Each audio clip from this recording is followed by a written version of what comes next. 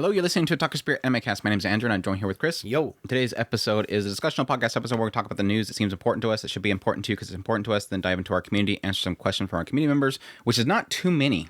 So our community members are failing miserably at getting us questions, but we'll dive into those. Hopefully there's some really good questions there that we can get some discussion. Otherwise, we'll have a really short podcast episode. But it is what it is. How are you doing, Chris? I'm doing okay. How are things? Busy. Are you keeping up on anime? Trying to. Trying to. Failing miserably then. If he says trying to, that means he's failing miserably by most people's standards, right? Right.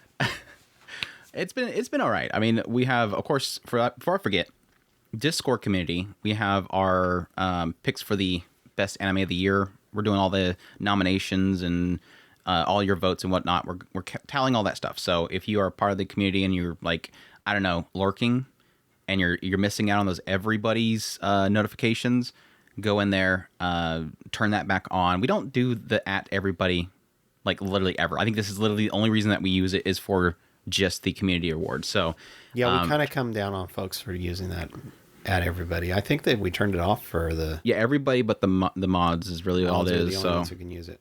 Yeah, so only Ira can use it basically, and he has to contact me first. Like, is that all right? Yeah. And we do the whole like nuke switch thing where I do the nuke and he goes, okay, good, and then it happens. But yeah, he's letting everybody know whenever there's a new category coming up. We started off with like the winter ones, anything that there's nothing new going to come out that's going to affect it. So yeah, if you want to get yours picks in there, do that now so you can be a part of that. But yeah, that's, I think other than that, we have current watch along, I think, is Zombieland Saga. So if you want to watch that with the community, you could do that as well. So great community people there. If you're looking for a link, it's either in the description of the podcast you're listening to, or I think it's at otakuspirit.com. Should be a link there, I think. There should still be a link there. I don't remember. All my social medias I have as well, so do that. But yeah, it's been a decent last few months. The last time that we had an actual discussion podcast, there has been some pretty significant news, and I'm not sure if I think we've talked on the side about it, but not necessarily on a podcast. Obviously, the biggest news, bar none, Gushing Over Magical Girl Season 2. Yep. I know people were thinking I was going to say the other one, but I was really happy to see a sequel coming out for that. As much as everybody was like, dude, there's going to be a sequel because it sold this many Blu-rays. I keep telling people Blu-rays mean nothing anymore in the world of anime anymore. I mean, they're good. It's not like they're going to be like, oh no, another $1 million? What are we going to... No, I don't want $1 million. I mean, they're going to like it. They're obviously going to take it, but it's like in the grand scheme of like the flow of money for this stuff, it's just like it's not like high on the priorities. It's going to be in like licensing and whatnot. But it was still, yes, them getting a lot of sales and Blu-rays was a massive probably boost for them to get another season. But yeah, I was really happy to see it either way. Like I wasn't going to go based on that. And I think a lot of my concern around the second season for Gushing Over Magical Girls is really in, I want it to have another season, but at the same time, if this same studio / scheduling and budget is going to be the same, I don't know that I want it. Like that's a question. Because did you ever read beyond what the anime has for Gushing Over Magic Girls?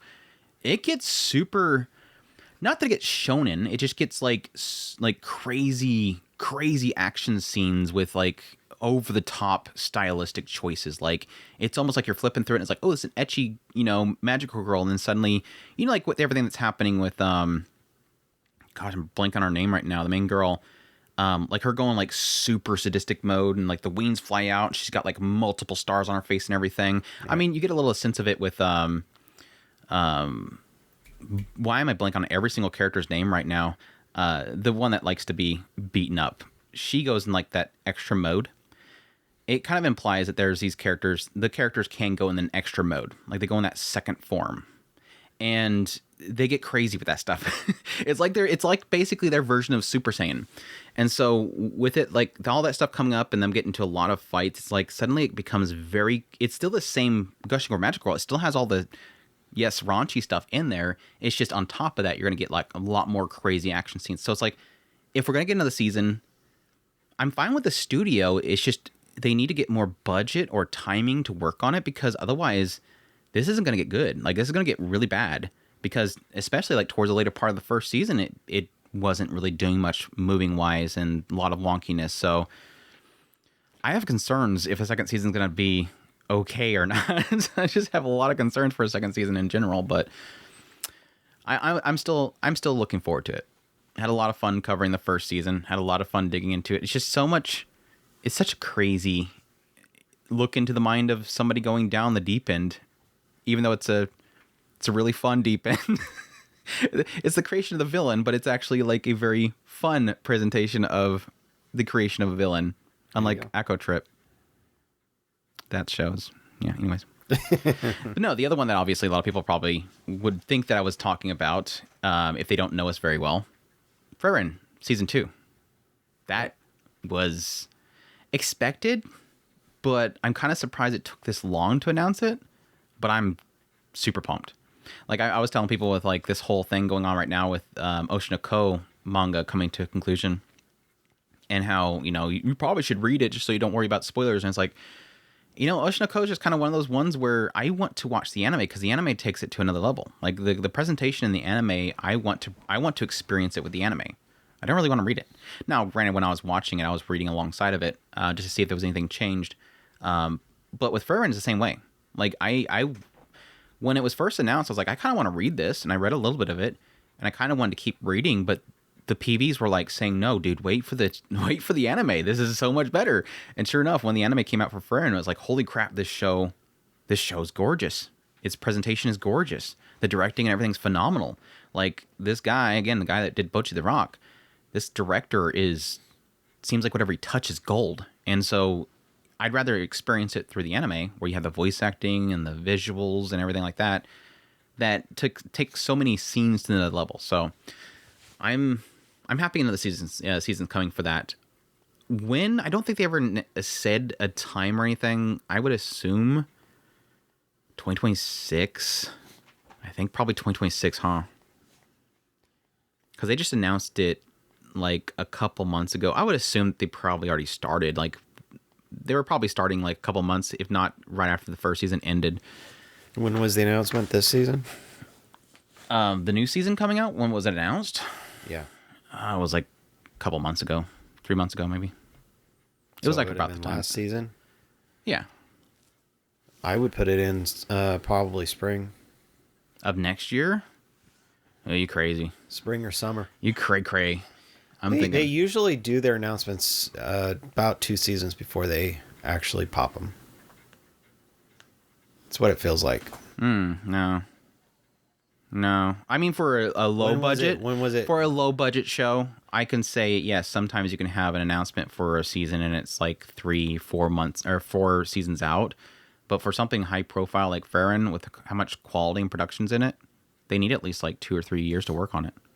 Because they took about that much time just to put the first season together. So, I mean, unless they decide to start, I don't think that's the cool thing is like, there's a lot of shows where it goes in the second season, and say, where they cut back on the budget and the quality. Sorry guys. Well, they cut back on the budget and everything. Frieren, I don't see that because again, Frieren is the studio and the TV broadcast network and everything that's going for. It's all one company, and it's literally for a theatrical block. Like it has to be good looking. Like it's selling that channel. It's selling that time block. It's like, come watch our theatrical time slot here. So I don't see them dropping quality. And if that's the case, again, 2 to 3 years, it has to be. Again, I can cut back to as low as winter. Like if I want to get closer to you, I would probably say fall 2025 at the earliest, but I think it's going to be a 2026 winter, spring. It was a summer, fall last year, wasn't it? No, it ended in winter of this year. So it was a fall last year, winter this year. Because it was one of those ones where we were like, oh, good, we don't have to worry about putting it in our list for last year. Well, then maybe it'll do. But it's going to be in this year. We put it off, and now we have to deal with it. See, we still have to come up. You and me still have to come up. I think I'm not sure if Ira came to a conclusion on that whole thing, but you and me have to come to a conclusion on will ReZero be part 1, part 2? Because sadly, they're not going to say, but there's a good chance that when ReZero Season 3, I think its Counterattack arc starts next year in February, it might be listed as a part 2 or ReZero season 3 counterattack. It might not be like 16 episodes in one is a full season. They might actually Japanese titling. They might separate them. So it's like, I kind of wanted to put it off until the next year just so I don't have to worry about it going up against things like Frieren and stuff like that and Apothecary Diaries and so many other shows this season, or this year. But I think we're probably going to have to put it in this year. I don't know. I don't know what your opinion is on it. Because again, I think it's probably going to end up being called 2 different titles. It'll depend on how it closes out. If it feels like a chapter end, it doesn't. I don't think it's going to, because based on this last episode, it's like, oh, we're not going to end this on a good note, all right? No. I was figuring that we'd have like I don't know, one side punches the other and then one side retreats. No, I feel like this is going to be a long fight. I feel like this is going to be going on for a while. That last episode was super good. Yeah, super good stuff. Did you see the? When I watched your video, yeah. I was telling people so many things that I want to talk to you about with that, and it's not funny. I was like, there was one of those things where the moment that I seen those shorts and it kind of revealed that whole situation with Al, I'm like, finally, the thing that Chris somehow managed to spoil me on is finally revealed, and I don't have to worry about it anymore. In the back of my head going, did he spoil that? I think he kind of spoiled that. It was kind of obvious who he's talking about, but I don't know. We'll act like we didn't hear that, and it never really ever leaves my mind, and then finally it gets revealed, and I'm like, thank you. Now I can no longer worry about that thing Chris spoiled me on. But anyways. You went back and watched all of the first season, right? Mm-hmm. First and second. And the movie. And now I apparently have to watch all the break times. Now, apparently, I think the second season break times aren't, like, I don't think they have skip content, but I'm going to watch them anyways. But, yeah, apparently, like, all the first season's break times and all the second season break times all have skip content lore stuff. Like, I didn't realize until I seen the one that had Fettis talking about the lack of, or his gate being broken and how he can literally die without Beatrice. And it's like, oh, cool, that's great to know. Because, like, right now, especially when he doesn't have Beatrice with him, it's like, okay, is he going to die here soon? Are they getting us ready for that? And they didn't want to just bring it on us and say, oh, yeah, by the way, he could die. I mean, he's going to reset anyway, but still, there's nothing new for Subaru. He dies a lot, but at least we would know why when he suddenly out of nowhere just blows up. Oh. Yeah, probably should have gone, which makes you kind of wonder why he's not thinking about that right now. Like, I should probably get back to Beatrice. I think it was kind of hinted at when he was getting Beatrice in the beginning. So, well, I know that they've talked about the gate can be broken and it's not good when he was first learning about his gate, and then I don't recall if they ever implied that when his fight with the rabbits that he broke it. I don't think it was ever implied back there, if that was where I think it happened, that he ever broke his gate. Okay, apparently now he did. I just know that when in that short, when he goes back to meet with Fettis, which would assume what was the last thing that happened to him was his fight with the bunnies. It must have happened then, because suddenly out of nowhere, Fettis is like, dude, what'd you do? You broke it. Did you break it? He even ran into Fettis after he fought Petalgoose. So it can't be there either. It had to have been the bunnies. There was nothing else that he fought there. Because that's when he was using his power the most. Yeah. So that would make sense. He went crazy. The two of them went crazy. Anyways, yeah. That's been super good. But you're not up on Tsumasho yet? Yes. Did you watch to yesterday's episode? Probably not. I'll hold off on that. I feel like it's going away from the manga. I feel like it's going away from the manga at this point. Like I'm at the point now where I was reading the manga along with it, and I'm going, yeah, they're repurposing a lot of stuff, but this is like, it feels way different what they're doing with the characters. So I'm like, I kind of wonder if they're actually going to do something different. Because as I mentioned before, there's a certain hint in there about this source material that was adapted in the story that they changed with the movie adaptation. I'm like, is this being meta? Like, this writer's going, if I ever get this adapted into an anime, I'm going to change it. I kind of wonder if it's meta like that. Like, they're actually going to do it. But the anime didn't mention it, so I don't think that's going to be the case. I think it's just a mention in there. Some kind of random hope they want to throw in there. I do have to say, I have to apologize to everybody we do this. We've done this a couple times. I don't remember exactly which ones we've done it with, but I know this has happened before.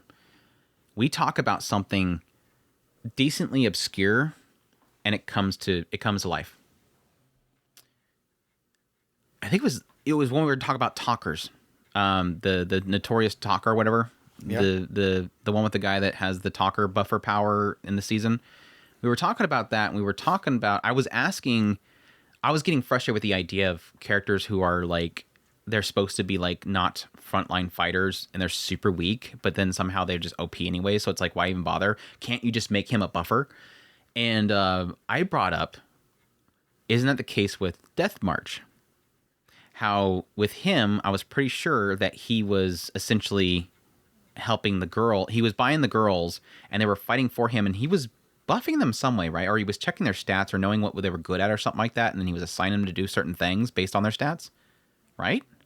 Because he was a game developer, and he fell asleep at his desk, and I think he died and went into the game, and I think he had admin powers, didn't he?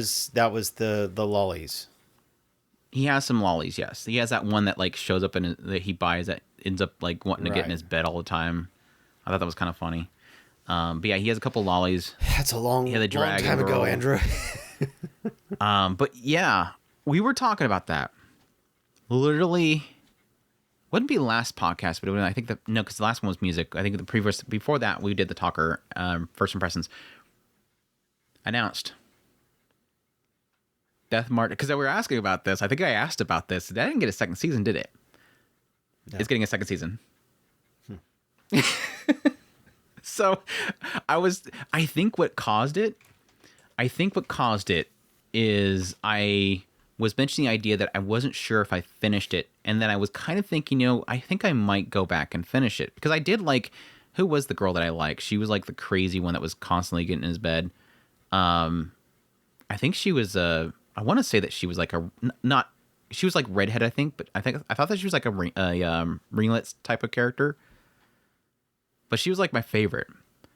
But I'll have to go back and watch that one again. Was that her? Yeah, it was Arisa. So long. Arisa, the princess of a kingdom, turned into a slave. Was that?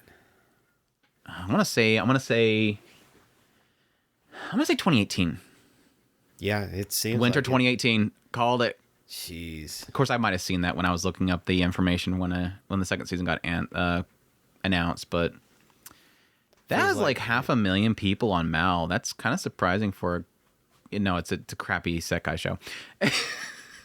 Yeah, Liz was like the lizard girl, wasn't she? It was dark. I want to say Liz was a lizard girl. It was surprisingly a dark isekai, honestly.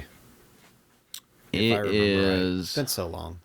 He's in his 30s. He's working. He eventually is trying to catch up on sleep, and he wakes up and he's discovered himself in a fantasy RPG mashed together with frame from the game and debugging in reality. Oh, yeah, the game that he was debugging in reality. He was a debugger, that's right. In the new place, he realized that he's not the... only as his appearance changed to be a younger version of himself, but his name has also changed to Saito. Nickname after he's blah, blah, blah, blah. However, Saito fully grasps the situation. Lizardmen launch an assault on him, forcing him to cast a powerful spell in retaliation. He wipes them out completely, and his levels boosted to 310, effectively maximizing his stats. Big shocker there. Now high-level adventure. This talks nothing about everything. This is like literally the first like 2 minutes. But yeah, I think most of it's like him going around and buying a bunch of girls. Yeah, pretty much. Freeing them by buying them. Or did he just destroy the traders? I think he bought them, right? I think he bought at least one of them. But anyways, that's getting a second season. At least it's not smartphone. I would hate to get a third season of smartphone. That would make me mad. Oh, please. By all means. Everybody's yelling at this. Shut up, Andrew. Shut up, Andrew. You know what?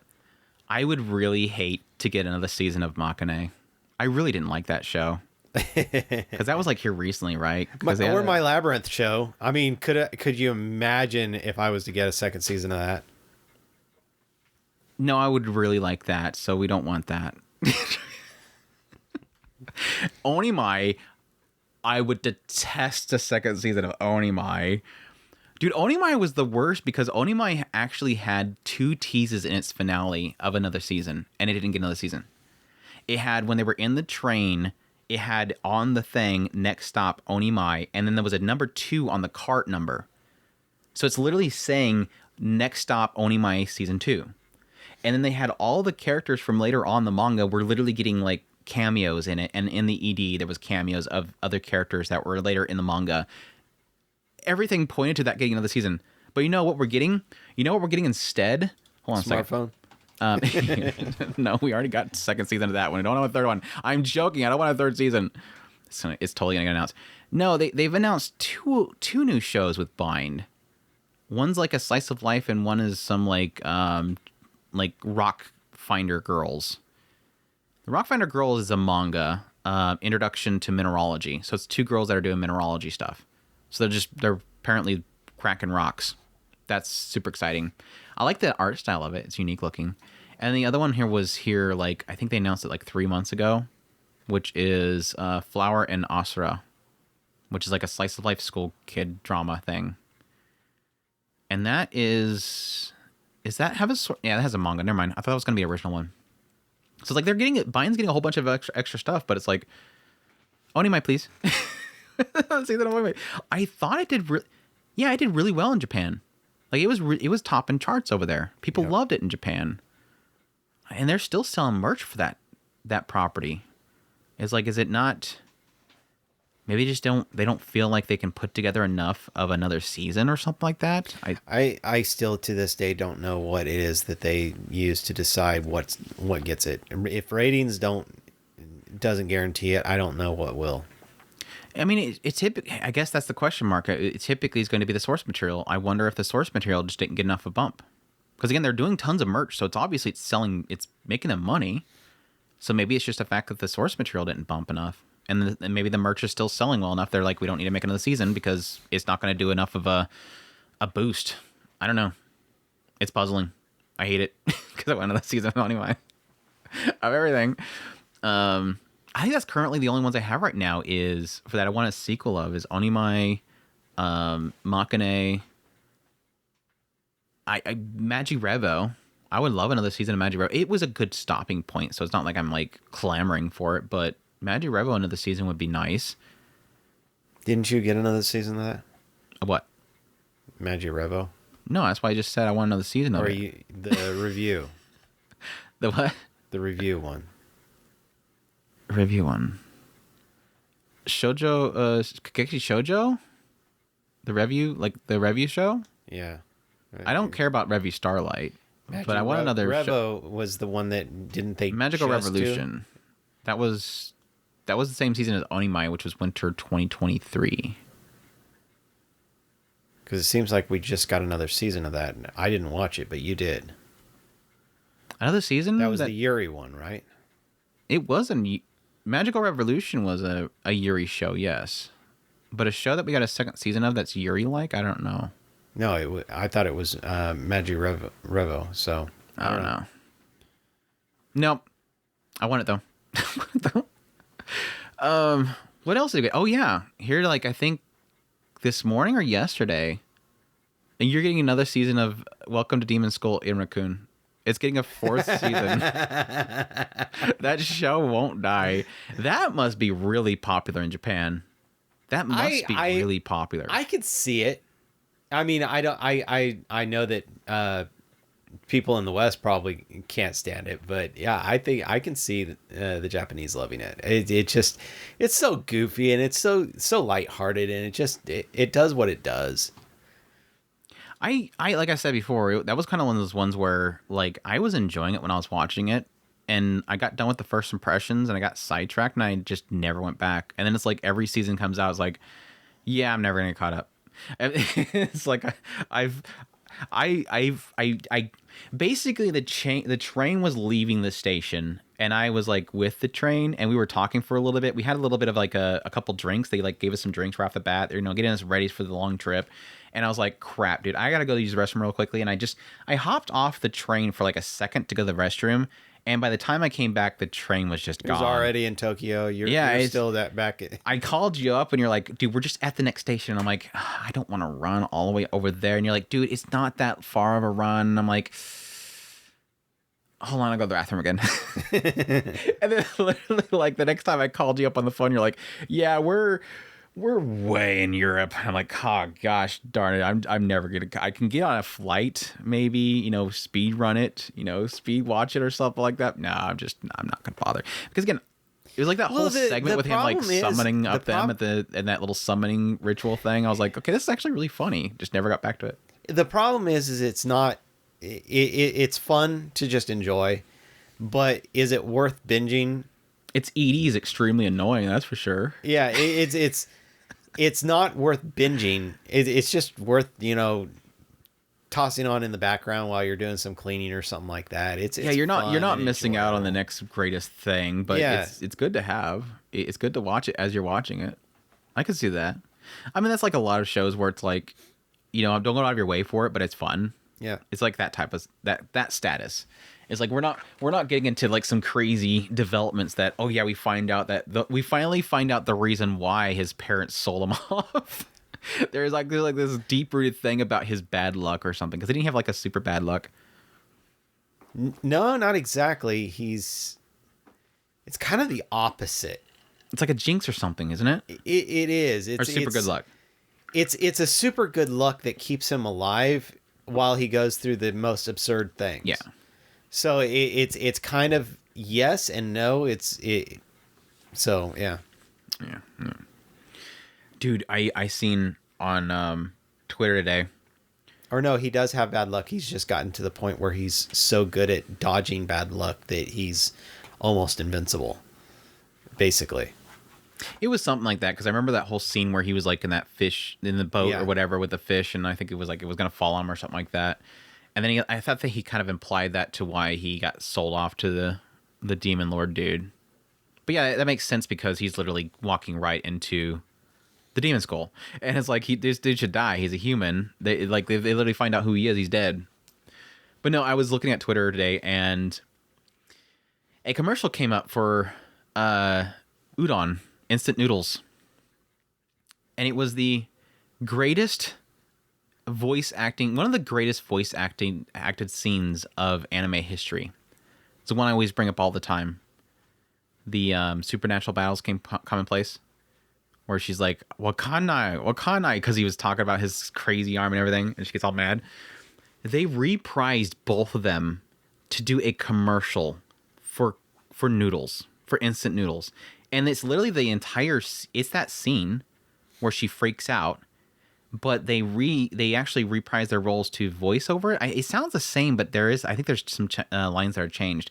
And it's literally, instead of her screaming about the whole like Chuni thing and everything like that, she's literally like getting mad about cup noodles. And it's like, you ruined one of the greatest performances of all time.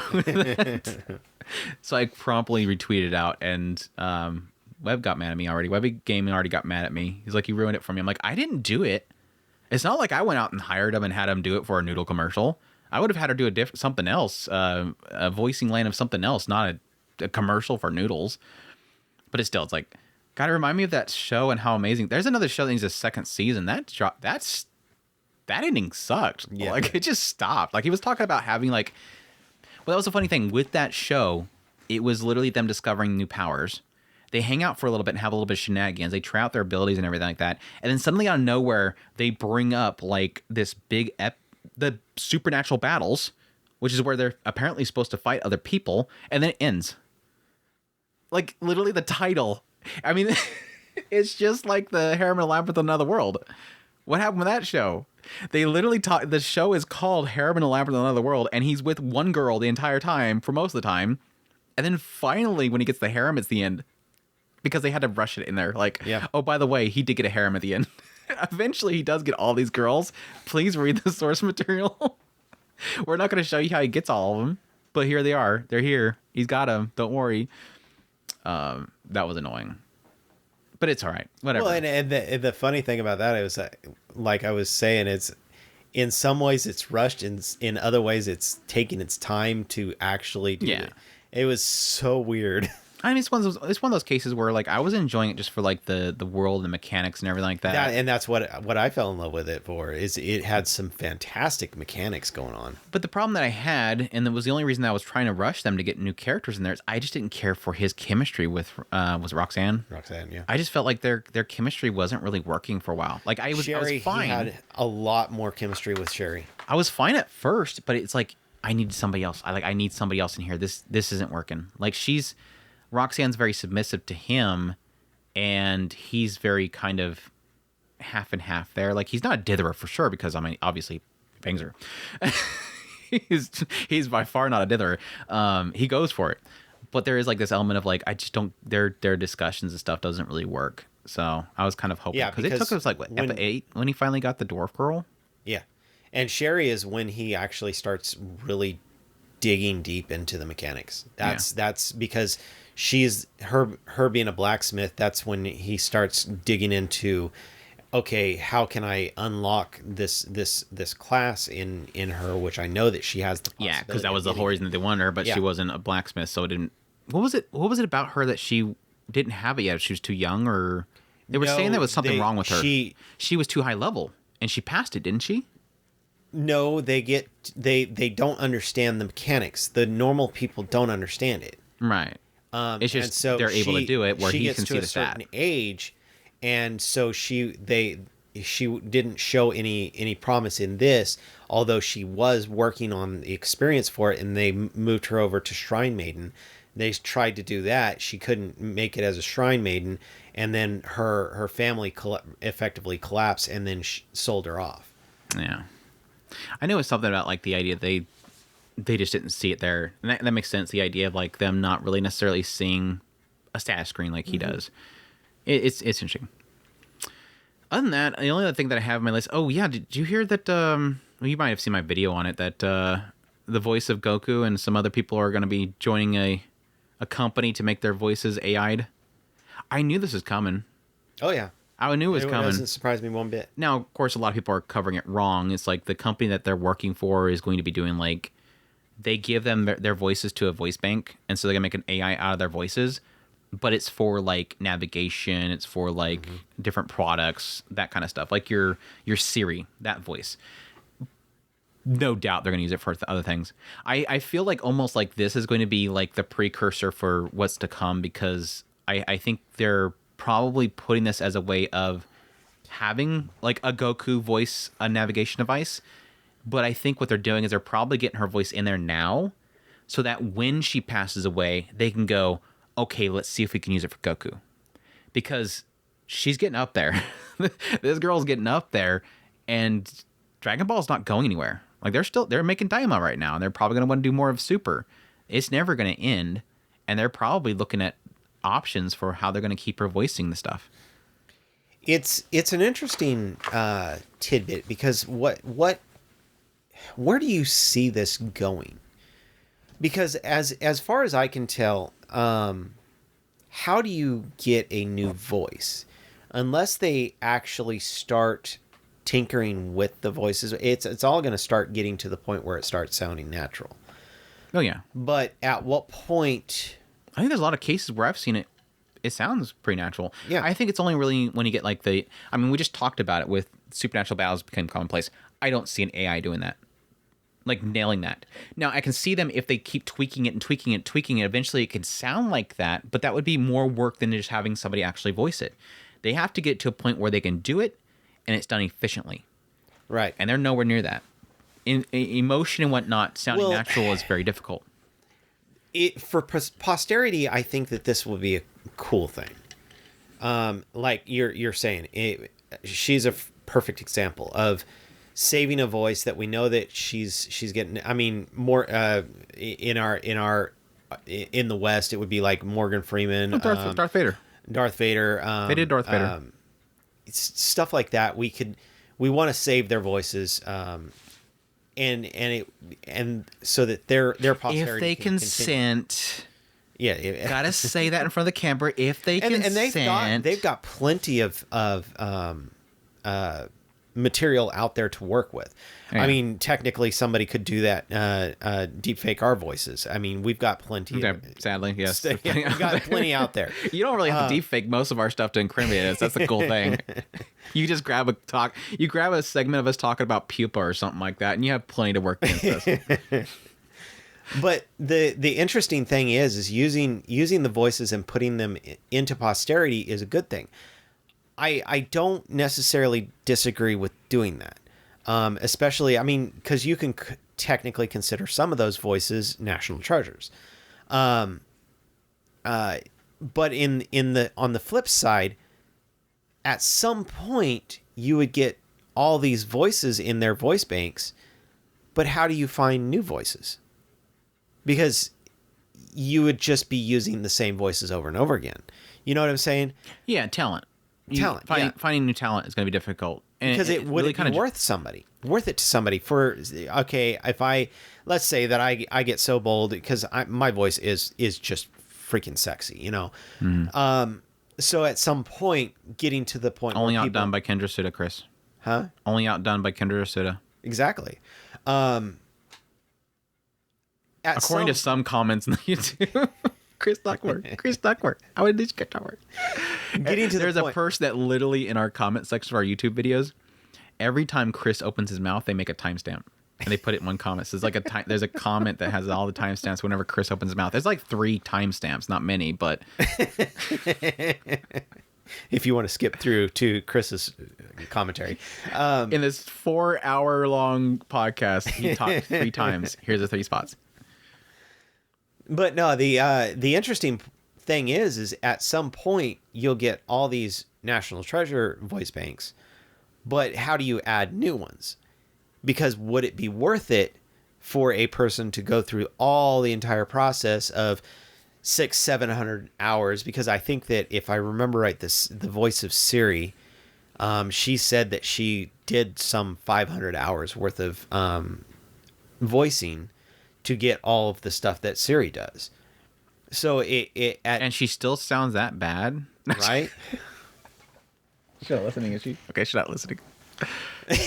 She's like, I heard that. But I'm uploading all of your naughty pictures, Andrew. You're done for.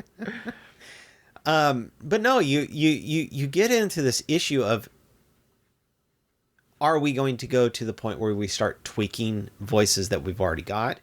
Or would we actually scout new voices?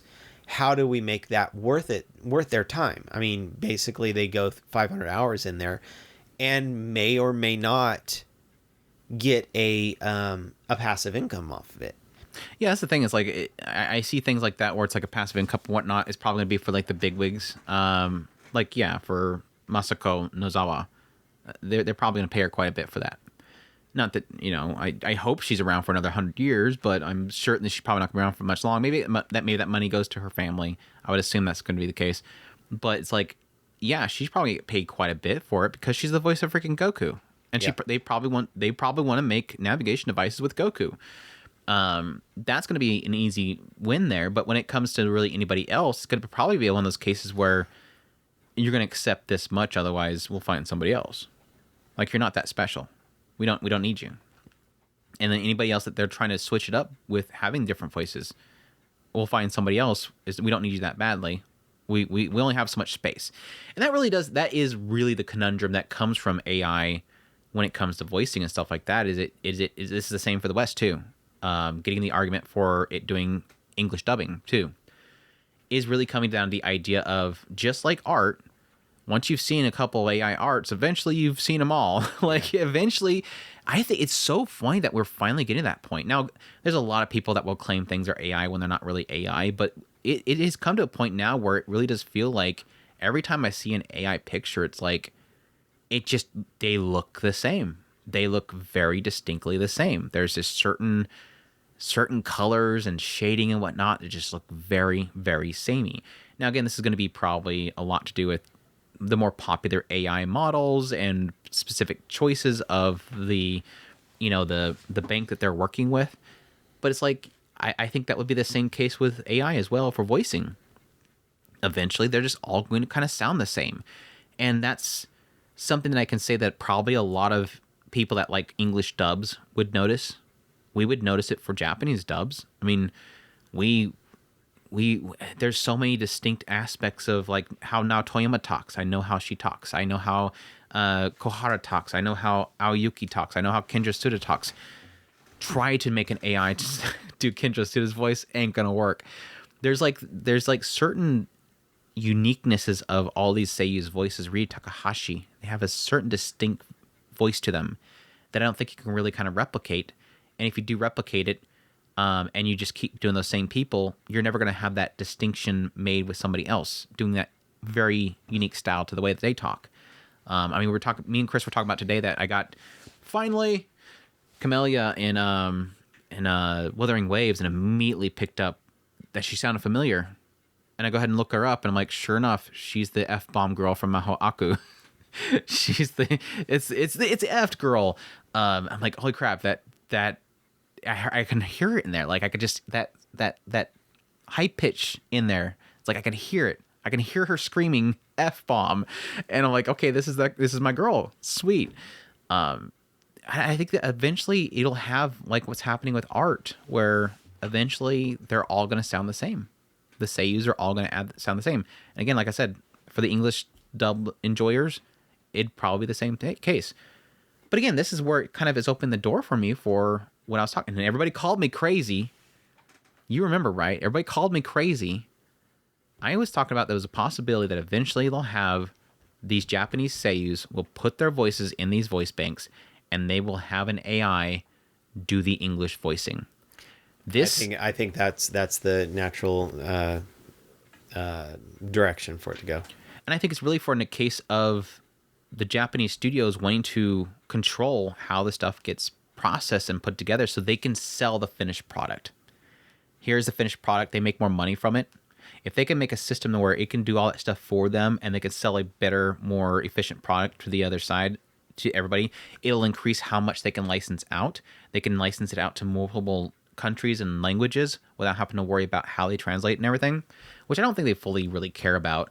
But it just makes it much more easier for them to sell the product. And they could sell... And they'll have a lot more control over things, too.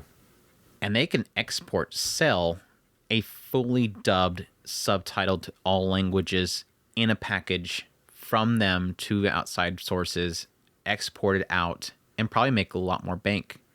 Because yes, if they can sell that to a lot of... if they can sell what they're packaging out there with, again, like and what did I say before? 3-part series that are like $120 each. If they can get rid of the middleman, they will fix 99% of the problem in the industry right now.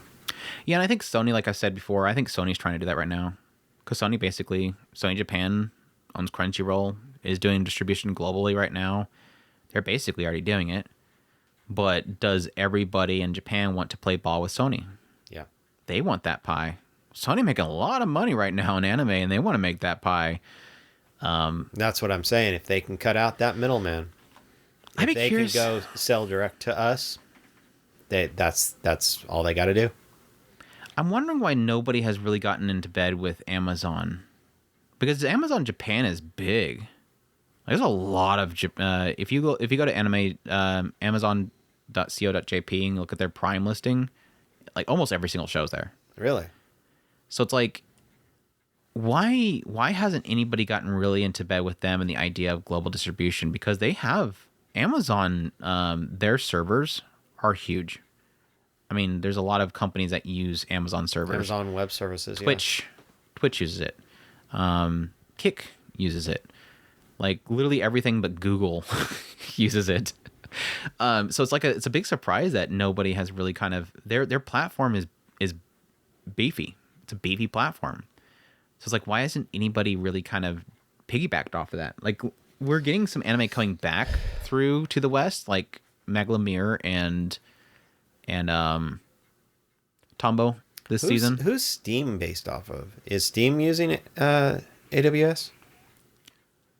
I don't know. I would assume. I don't think they're definitely not their own servers because, dude, they move a lot of files. If I remember right, Steam was trying to dip their toes into distributing video. They do, yeah, they do. What servers providers do Steam use? They use a lot of different for different purposes. Bulk game downloads are self-hosted. Really? What are they on if they can? I mean, because games come from them quick. Yeah. These various other CDNs, backup, Edgecast, Highwinds, but no Amazon. That's kind of surprising. Now I know originally they were self-hosted, but I figured at some point they had to bolster it up because again they provide stuff quick. I wonder what they're doing. They must be doing something to be that efficient. I don't know. What are we talking about? Do you feel sidetracked with this stuff? But no, I think this is an inevitability, and I think this is definitely opening the door to it.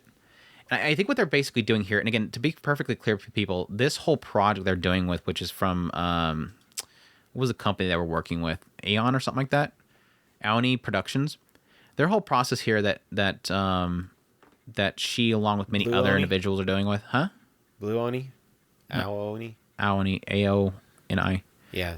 It's They're basically having them put their voice in the data bank there, and what they're using it for again is navigation and whatnot, so they can do it in different languages. So you can be in, I don't know, Italy, and you can have it doing the language there, and it's navigating you around the buildings. Whereas where I think this again is going in the direction of is if they can if this works, then I can see them using it for dubbing. Now, like I've said before, and I joked about before, it's not like I want to have Masaka Nozawa take over Goku's voice for English. Just, I mean, I wouldn't be against it, but at the same time, it's not like I'm shooting for it. But I think it does technically open the door for, if they can perfect it, then everybody else is going to use it. And for what purpose is the question mark. The cool thing about this is if they do it properly, AI can figure out voice inflection and then just alter it in such a way that it to cover it. Now, there's going to be a lot of programming involved. That's for fact. Yeah, I think a lot of people talk about the idea of this could be something actually beneficial to the voice actors. So if they get sick, they can still get their lines in there, and the show doesn't have to get delayed. If they are ill or whatever, they can still have those things going through there. Or yes, if it's just a case where they're not available and they realize that one of the sound files is messed up, they don't have to rush over to the recording studio and have to do that. There's benefits to the whole process, but yeah, I do understand the fears that come from it, which is this stuff taking over people's jobs, which fortunately is pretty much everything technology. Oh yeah, well, and everybody eventually I will have not a job with YouTube because everybody will be AI videos that people will be watching. This is the thing that everybody's been warning about for years. Mm-hmm. AI, once this revolution starts kicking in, there's no stopping it. And it pretty much is where it is. I mean, we are literally at the cusp of probably one of the biggest changeovers in human history.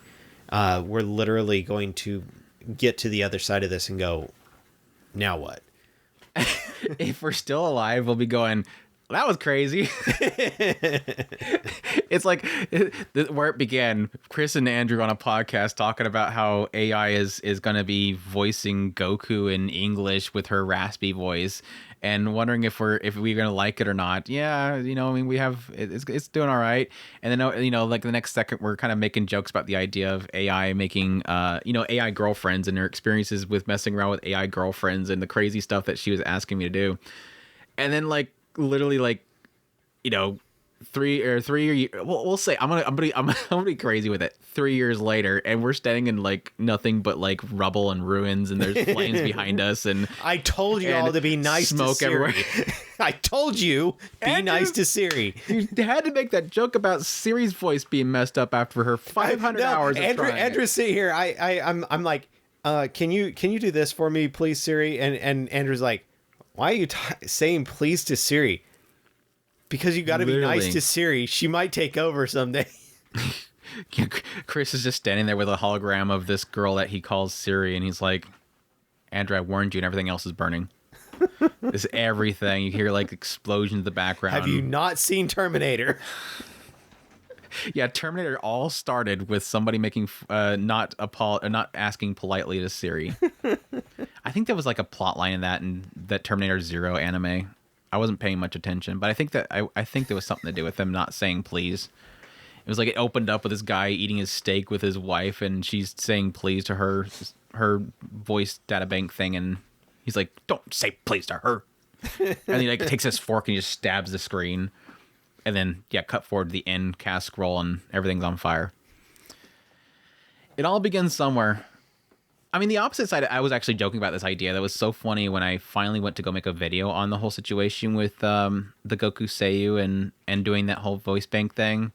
Literally, there was a video that was released by a group that's like called the No More Unauthorized Generative AI, and it's featuring the voice of Frieza. I was like, you can't make this stuff up. Like, it's one of those cases where you realize that like reality is more weirder than fiction. Yeah. And the idea that I literally have like side by side these two news bit here, where one is Goku's Seiyu is putting her entire voice into a voice bank, and then Frieza's Seiyu's over here going, please stop using unauthorized use of our voices. I mean, again, it's not that Frieza and all of them were getting mad at people for putting their voices in AI. He's just literally going, please stop making porn of Frieza with AI. It's pretty much what he's saying. I don't like how you're using my voice. It's like, is there Frieza point out there or something? Am I not aware of Frieza AI porn out there or something? Or they're just making Frieza say inappropriate stuff? All kinds of weird stuff out there, Andrew. Chris is like, you have no idea. Let's just say Goku, Sailor Moon. Nothing else needs to be said. I think I'm aware of that one, but it's like, I'm trying to figure... I have no doubt that there's somebody that has a Frieza thing going, you know? Like, probably. You know, he's got that long tail. I don't know. People. I don't understand it. It's the lizard thing. I mean, we're talking about Death March. I think that one girl was a lizard girl. She was pretty hot, but yeah, I mean, there's a crazy space Hitler. I don't get the kink there, but I'm guessing some people are into the genocidal freak Frieza. No, Vegeta was too, so let's be honest. And Vegeta's pretty hot. At least Vegeta had a soft spot. He had a redemption. It's okay because he eventually gets whipped by Bulma, so it's okay. Eventually, they get him in a Hawaiian T-shirt. And no, I don't believe that woman ever. You think he's playing into it? Oh, absolutely. He's like, I want to get something. I want to make another baby. She loves it. I want to make another Trunks, so I'm going to act like she rules me. No. I mean, if he... No. He just takes it. I promise you that woman is absolutely putty in his hands. I don't know. Bulma's dead to me anymore, so it's fine. I used to really like Bulma, and now she's dead to me. For reasons. Obvious reasons. I just can't look at her the same ever again. It's like, ever since that whole controversy, it's like I can never look at Bulma ever again. Like, even watching Daima right now, it's like I can't with Bulma anymore. Like, they ruined the character, unfortunately, for me. It happens. It happens every now and then. What else do we got? Oh yeah, Pekora apparently is nominated for the Game Awards. So if you guys like Pekora, which Pekora is like probably the only VTuber I like anymore. Not that I don't like the VTubers, she's the only one that, like, if I see a clip, I'll probably watch it. Any other VTubers, like, no, I don't care. I don't know which ones I watch. I know Pekora is one of them. I think I like the Gura, puppy girl Gura, too. I think is probably the. She's apparently stopping. I think she is. I think so. I think people. No. I was talking to somebody the other day, and they were talking about how she might quit or something like that because she's barely even streaming anymore. I'm like, I thought that she was like one of the most popular VTubers out there. Gura, she's not Ninja. Which group she is? Niji Sanji? Is he? I don't know. Is he? No. I don't know. I don't follow it that heavy. I have stopped. I follow it less heavy than you do. Gargura channel, Hololive. That's right. Let me look at their lives, unless they delete them. Yeah, she like streamed twice last month. Before then, she streamed quite a bit, but yeah, over the last month, she's only streamed twice. I wonder if she stopped. If she's gonna stop. That's so crazy. This girl's got This girl's got 4.5 million subs, and she's like, I'm gonna live stream now, and I'm gonna live stream in another 3 weeks. Hopefully, she's okay. I think that's probably my concern. Is that she might not be. Exact direction I would go is, I hope she's okay. Is she sick or something? Does she post about it? Doesn't look like she said anything unless she's posting on Twitter. I bet there's so many like Gura fans right now that are going, "Oh my gosh, he doesn't know. I want to tell him right now everything that's going on with Gura. I have a full breakdown. I will give you the You're gonna have walls of text underneath there. Actually, it's literally like the post starts with actually. Let me save the world. I know everything what's going on. I literally know what detergent she wore this morning. War used. He's gonna save the world and tell you all about it. Is she even posting anymore? Last time she was posted was October 25th on Twitter. What?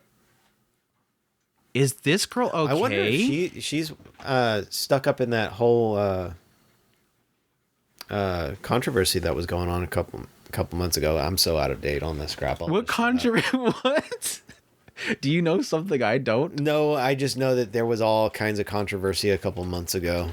Somebody got in trouble and somebody else got in even more trouble. And... Oh, you're probably talking about the Niji Sanji stuff. Oh, that was like stuff. Super bad. Yeah, like I forget what her name was. Yeah, that whole thing happened. And you don't think that any of that bled over into the Hololive? No, that's a different company. I know it's a different company. The drama, they don't touch any of that stuff. Well, as far as I know. I was meaning more along the lines of if one company is doing those things, the other... Huh? We're setting off so many people right now that are massive VTuber stans because we just have no clue what we're talking about. No, they're talking about this situation, and I have the full scoop on it. Actually, I was thinking more along the lines of if one company is doing shady practices, the other company may have done similar shady practices.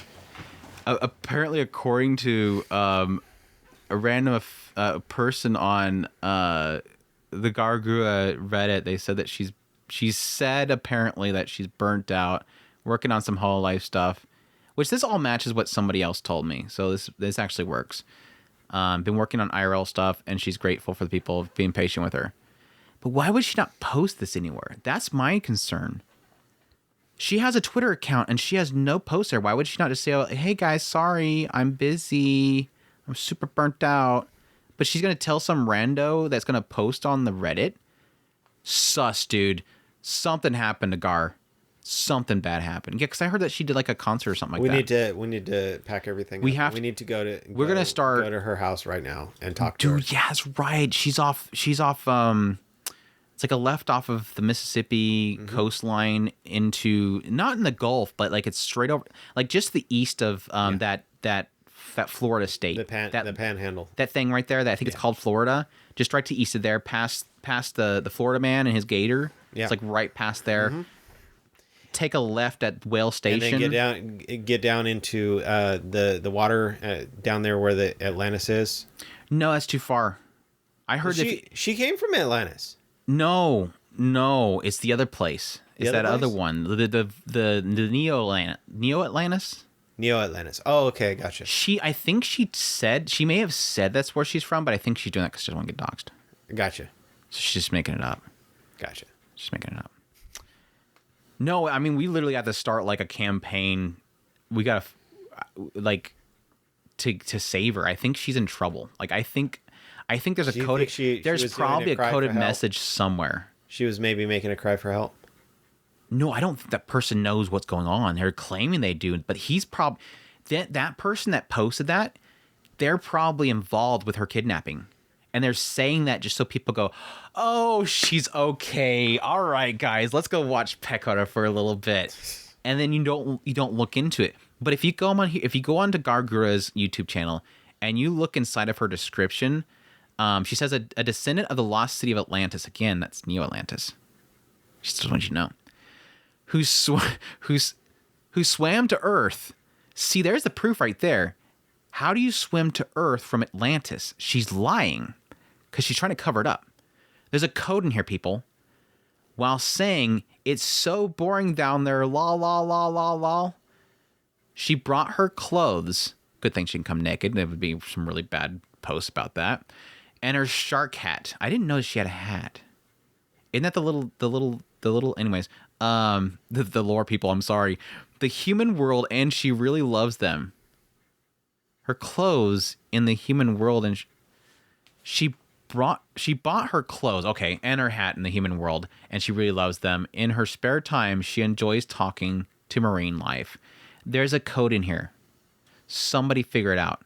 It's probably one of those things where you take like every third letter and then you divide it by like how many letters total there is, and you get the actual message. But there's a code in there that says, please help, I'm at Red Lobster and they're about to kill me. She's at Red Lobster? They're going to boil me at Red Lobster.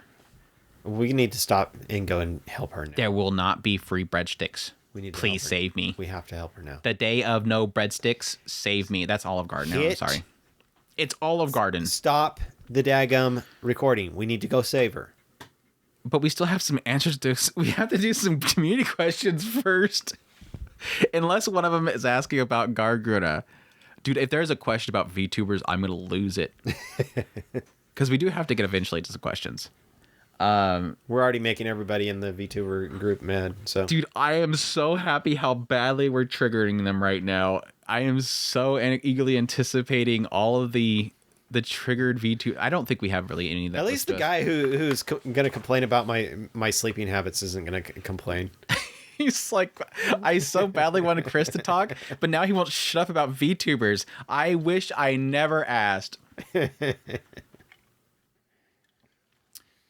Gudako on the Otaku Spirit community. Again, did you get through all the news? I think so. Do you want me to just... Is there something I missed? I don't know. Is there something you want to bring up? Any of the screens. Oh, the Utawarerumono game. They have another game coming out. Oh, really?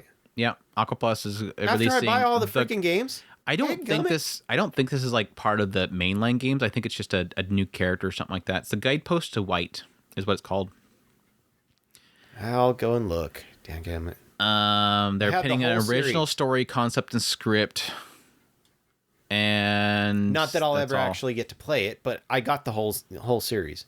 Well, there's Toka and stuff like that, so it's going to have the characters returning, unless they're just like descendants or something like that, and they look similar.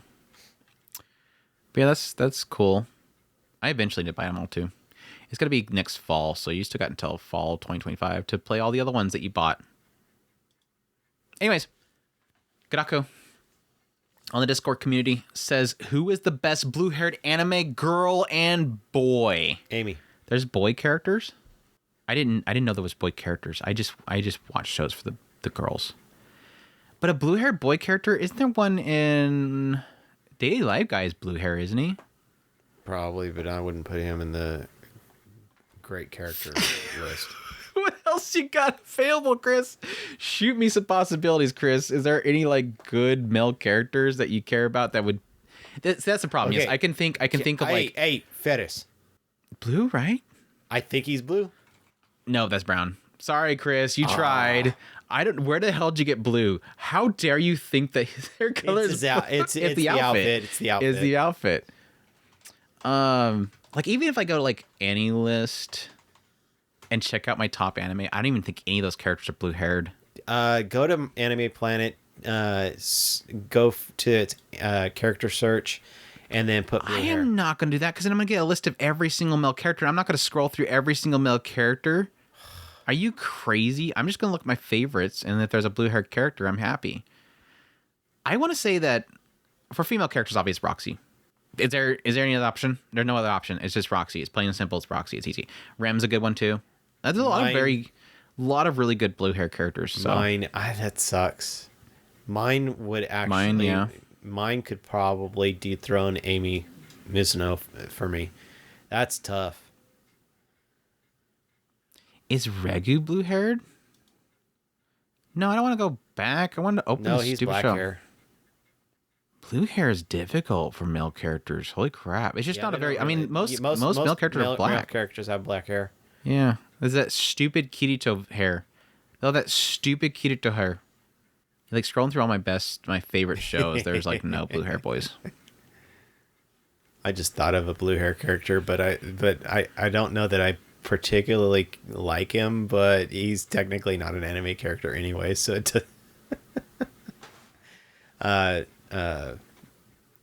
Kaito from Diva. He's technically blue hair. I hate him.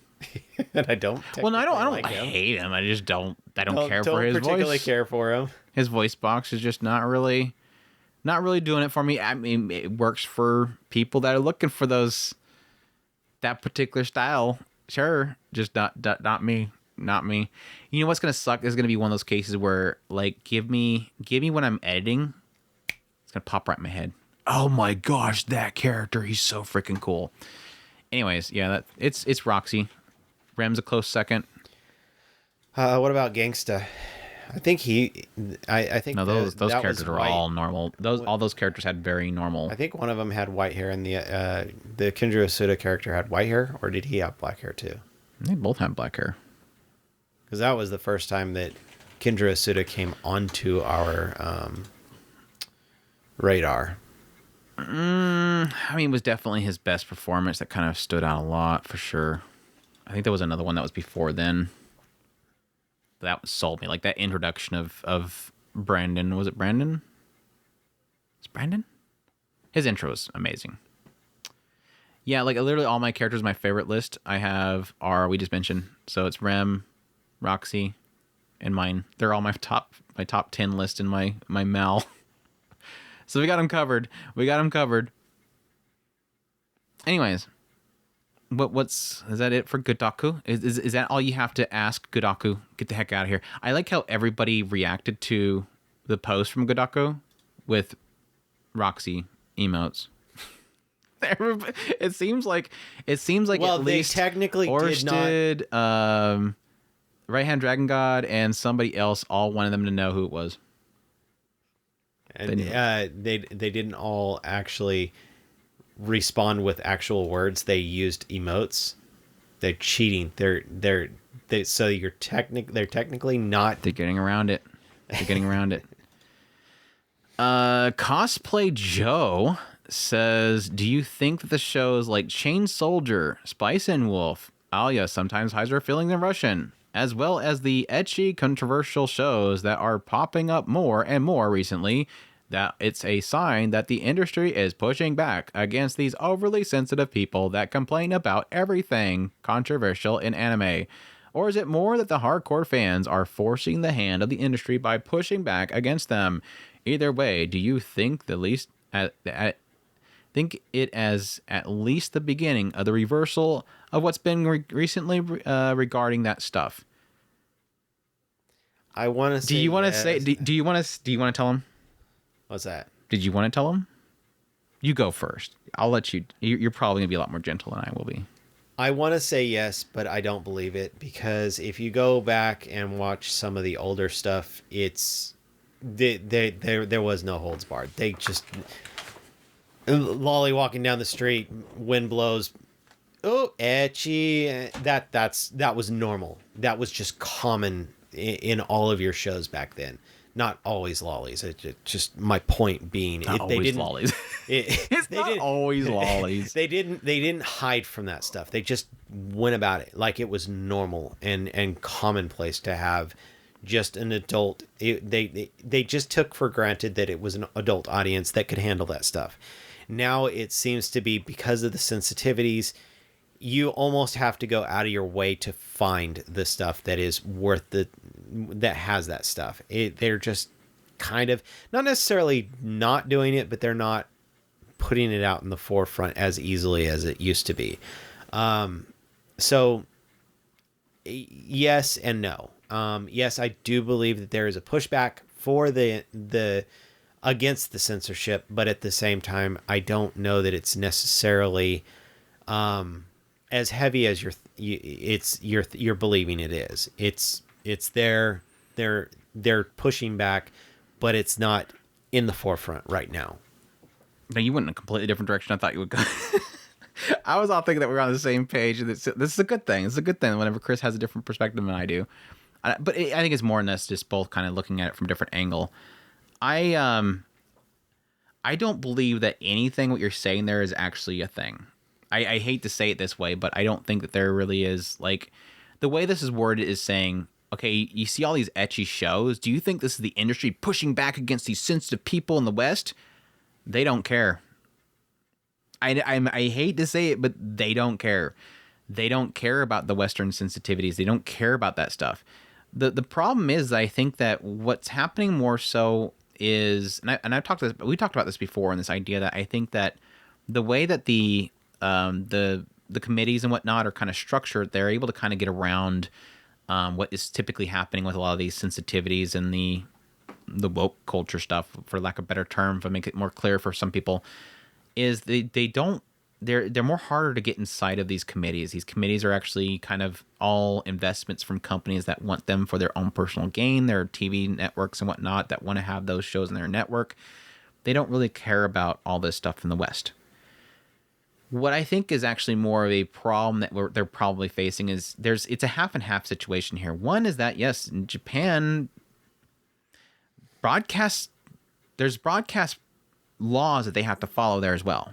That if they want to have this stuff on certain kind of time slots and to have it for different audiences, they have their own restrictions that they're having to play into. And I think it's really in Japan as well, they've sort of changed their own sensitivities as well. Like we've talked about before, if you cut back, like Rama days, back when Rama first came out, back in those days, 80s, 90s, I would probably say more in like 70s and 80s especially, every single show on television that was anime, there's constantly full-on frontal shots and stuff. Like, they didn't care what was shown. It was just ladies' top flew off. That's what I was. It is again. Kind of talking about. They just didn't care back then. Mm-hmm. But Japan themselves changed. This is long before this whole woke culture sensitivity stuff. This is stuff that was changing way back in late 90s. They were cutting back on their stuff. Like, everybody upset right now about Ranma not being like the old Ranma where constantly there's nips showing. They stopped that a long time ago. If Ranma was made in the late 90s, well, I wouldn't say late 90s, probably early 2000s, like the 2010s, I bet if they made Ranma back then, remade, it would be kind of similar to it is right now. They would change it quite a bit because it gives it to a broader audience. They want a broader audience to accept Ranma so they can sell it to more people. They don't want to have to worry about it being a higher rating or not have a broader audience. Yes, I do believe that there is a Western influence on anime. Don't get me wrong. A lot of that has to do, in my opinion, with the acceptance of it in a global audience. That's not just the US. This is a lot of different Eastern companies, and there are a lot of different regions do not like nudity. They do not like a lot of this stuff. And so they're actually censoring it for a lot of regions because they want it to be licensing to a lot of regions. And I don't think it's really that strong, and I don't think it's affecting it that much, because for them to essentially kill a property by making it censored, it's going to affect them. I think really where you get a lot of the censorship is what's being adapted. I think there are probably going to be a lot of companies that will not want to put money towards and invest in and produce shows that are going to be more raunchier, just for the sake of being able to have a more broader appeal for a global license. I think there's going to be a sort of it's not like a direct censorship, but it's more of an idea of like controlling the mind of who's spending money where based on what would be acceptable. And it's not, again, it's their money. They can spend their money however they want to, but some people can probably see that as sort of them self-censoring themselves and what they invest into. But I think this idea that it's this, like, you know, sensitivities in the US that's affecting what they license and what they produce, no. It's just a company said, hey, I want to sell more Chain Soldier manga. Let's make an anime. They made Chain Soldier. How are they going to adapt Chain Soldier? They're going to have to show a lot of stuff. Hey, guys, we want to sell this light novel. All you sometimes hides are feeling the Russian. How are we going to sell it? We make an anime. They made an anime. It isn't like we need to stick it to the West by adapting Alia sometimes hides her feeling in Russian so that we can show that scene where he goes to put her socks on and bumps her crotch. No, they wanted to sell Alia. So the idea that you think that that them adapting Alia to get back at the West, no, they want to sell Alia's light novel. It's not the culture pushing back. It's just literally they wanted to make it. Now, just putting aside that argument, because I think it completely, for the most part, breaks this mindset. Do I think that we're seeing more? Just strictly question mark. Do you think we're seeing more ecchi? Not particularly. I want to say that we had quite a bit of drought last year, didn't we? We've it had felt a like we drought had for quite a while. I almost felt like we did kind of see, especially with that season. I think like Chain Soldier and that was like in a sequential moment there. It was a pretty thirsty season. Even with like Gushing Over Magical Girls. Gushing Over Magical Girls was like a very interesting kind of thing to pop back up. I don't necessarily think that we're seeing a resurgent in ecchi. I just think that whenever they want to sell a particular source material and they want to get a little crazy, they're going to do it. But I think typically with what gets produced, what these committees shoot for is something they want on their platform. If I was to say something was a pushback, it would be something like Shimonetta, where you actually have it out in the open. This is what this is talking about. But okay. Tell me about that, though. I mean, the mangaka might be making that their story, but I don't know. I'd have to look into like the if there's interviews for that mangaka, if they were actually wanting to say something, or if they just, because that like predates a lot of the stuff too. But again, that Shimonetta could have been an answer to what was already changing in Japan. It was already started. They were already starting it, and it was kind of a pushback saying, "Hey, this is." Now, did it take hold? Not really. I don't think that. I think that it over time it's slowly getting to the point where now you have mangaka or whatever have you getting into political office just to make a stand. So I do think that there is pushback. It's not the shows that you're talking about. That those are just normal shows. If I was to see all of the show, or a good chunk of the shows, just saying, I'm going to put these characters that, like if in the manga, they never had an ecchi shot, and they were forcing those characters into ecchi situations just to provoke the sensitivities, then yes, I would probably jump on board with, yes, now the industry is saying something. But as it stands right now, I don't see enough of a significance. Those are all specifically properties that are already known to do that stuff. Yeah, there was like Alia sometimes hides her feeling Larson. They did change the scene where he did kind of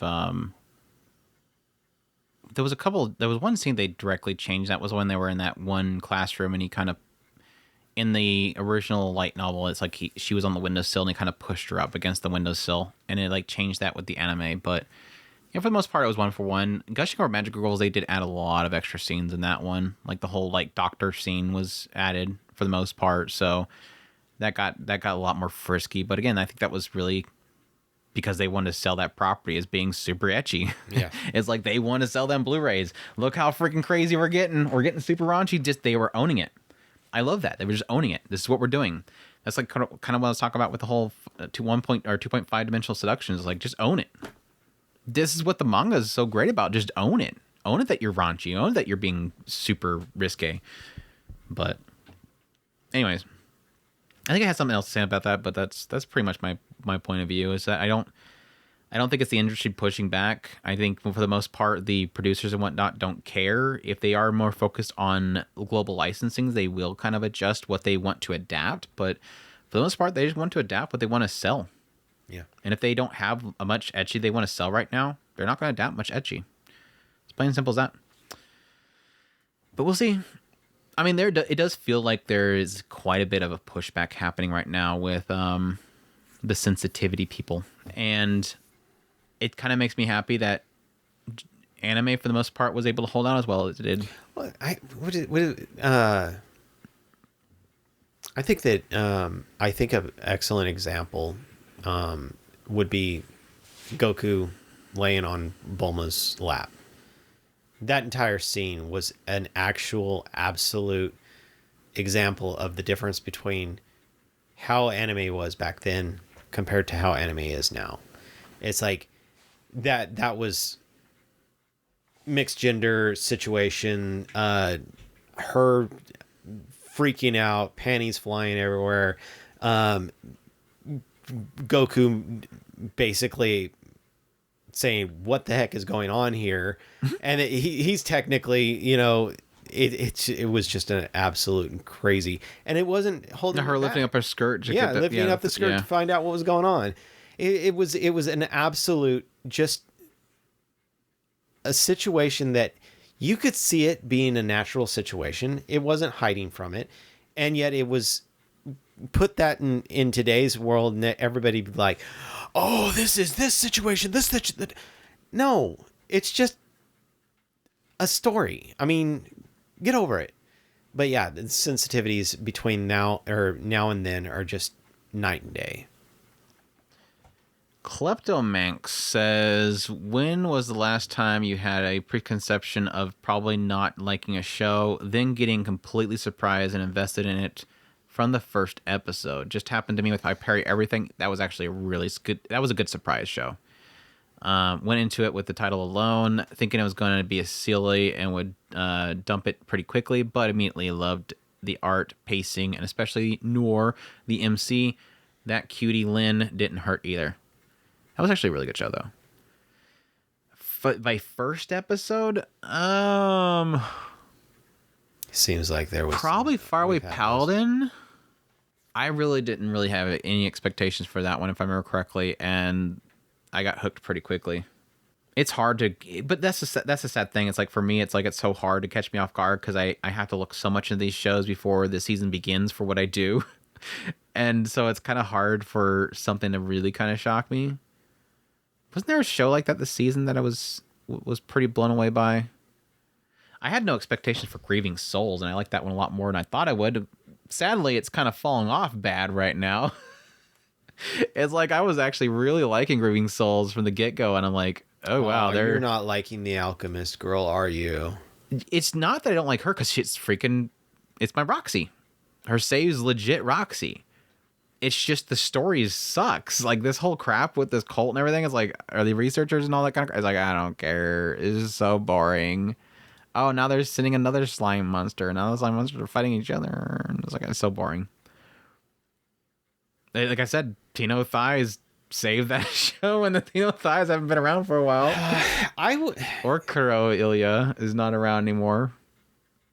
They just show up for like 2 seconds each episode now. It's kind of hard for me because I'm like digging back, trying to think of one. I keep getting this one here and there that I'm like, maybe I could say this one, but I don't want to dig too far back. Probably the Mercurial one, which we started that one with, and that one kind of blew us away on the first episode. A Mercurial girl? Yeah, we keep bringing it up as one that obviously wasn't for us, but for whatever reason, it kind of just worked. The one with the is he a tamer boy? The girl in the jar? In the girl in the jar, yeah. The girl in the jar. I mean, that one's just more in the realm of like a massive hidden gem, because there's a few episodes of it that are like really, really good. Yeah. Like really be like the bird episode was super incredible. It was like 2 episodes if I remember correctly. That whole arc. I mean, the fairy part was really good as well. That's kind of one of those ones where it's got, yeah, it was like the tamer, the gentle tamer and the girl in the jar or something like that. It was like there was like these certain episodes. It was the fairy episodes, and then there was the bird episode. Most of the other ones are like not that great, but yeah, it was just a hidden gem. Just an absolute hidden gem. Not that I was like sold on it from episode 1. Episode 1 was decent, but it wasn't like oh my gosh, I'm in love. But it's definitely in there with the hidden gems for sure. I don't know. I thought there was another show this season that kind of shocked me. But it's not connected. I will say that I never really had any expectations for I literally had an almost negative expectations for Gatchaman Crowds. And then when we finally watched that was like, where have you been? like no, I don't think it was I don't think it was a negative expectation. Well, I was figuring it was going to be a Gatchaman. We thought it was a Gatchaman. It's like, so we kind of left it alone. The whole, G transform. And then they fight the monster and it goes away. And then I'm like, holy crap, there's like some crazy like introspection and look into the society and how people form opinions based on like the group think and all this crazy political fighting and tribalisms and crazy introspection of characters. And holy crap, this crazy goofy Genki girl that jumps around and acts dorky all the time actually has some crazy character growth that's happening inside of her. And where the hell did this crazy bad guy go? Why is she suddenly inside of here? Oh yeah, that was an OVA between the two seasons. I gotta watch that. Holy crap, that was a crazy OVA. Pretty much. I hated the fact that Sentai Filmworks never released that stupid OVA. It's like, it's kind of important. I'm still not over that. I'm still not over it. But yeah, I mean, there's probably a ton of examples. Just them coming to light in my mind is the more difficult. I guess I never really had much expectations for like Shogun Roku, and that turns out to be one of my favorite anime of all time. I don't even remember what my thoughts of that was coming into it. For sure. Well, if I remember right, the first episode, we were impressed with it. And the second episode was so left field that it almost turned us off. It did it open up with it opened the up other with guy? The new guy. Yeah, I did not like him at all. But wasn't that the second season or was that the first season? That was the first episode because it started out with him. And let me guess, nobody has Shogun Roku anymore. Would not surprise me. Crunchy doesn't have any Shogun Roku anymore, right? Oh, they do. Okay, good. I was going to throw a fit. Dude, we don't have a freaking Blu-ray for it yet, and so you're going to freaking take it off your platform too? But if I remember right, we watched the first episode. We were impressed with it. Opens up with the stupid guy that I have no care about. I mean, he gets and then in like the out of second jail, episode, whatever. he's not there. We're going back in time, and it threw everything for a loop. And I at least for me, I didn't quite like the way it was going. And then I realized what it was, and I loved it from that point on. I want to say it's just legit him, but the first episode does end on a performance, and the performance is what sold me on it. Yeah. Jumping the second episode, that's when you had the time jump back to when Kiku was young. Yakuma was, like very young, wanting his apprenticeship. I want to say what kind of scared me was the second season, because the second season jumped straight to the other guy, and I was not sure I was going to like that story where it goes. But Yakuma's still there. It's just he's really old. I don't know. I do know there was a point in it where I was afraid I wasn't going to like it. And oh my gosh, second season. The whole thing's incredible. The whole thing's incredible. For sure. For sure. No doubt. But I want to say there was a point in it where it was like, I don't know if I like this. I don't know if I like where we're going right now. But it pulls it together. That's still a series that I want to read it. I kind of want to read that one too. I kind of want to go back and watch The Great Passage. I still think that if the writer is that good, The Great Passage has got to be good too. They did Great Passage? Yeah, if I remember right. Look up the writer, find out. I'm almost positive he's got at least 3 works out there right now. You're bringing some delight for me, man. You're bringing some delight for me. I think Great Passage. It was a manga? I thought it was a light novel. Huh. Let's see. Great Passage we're checking it right now.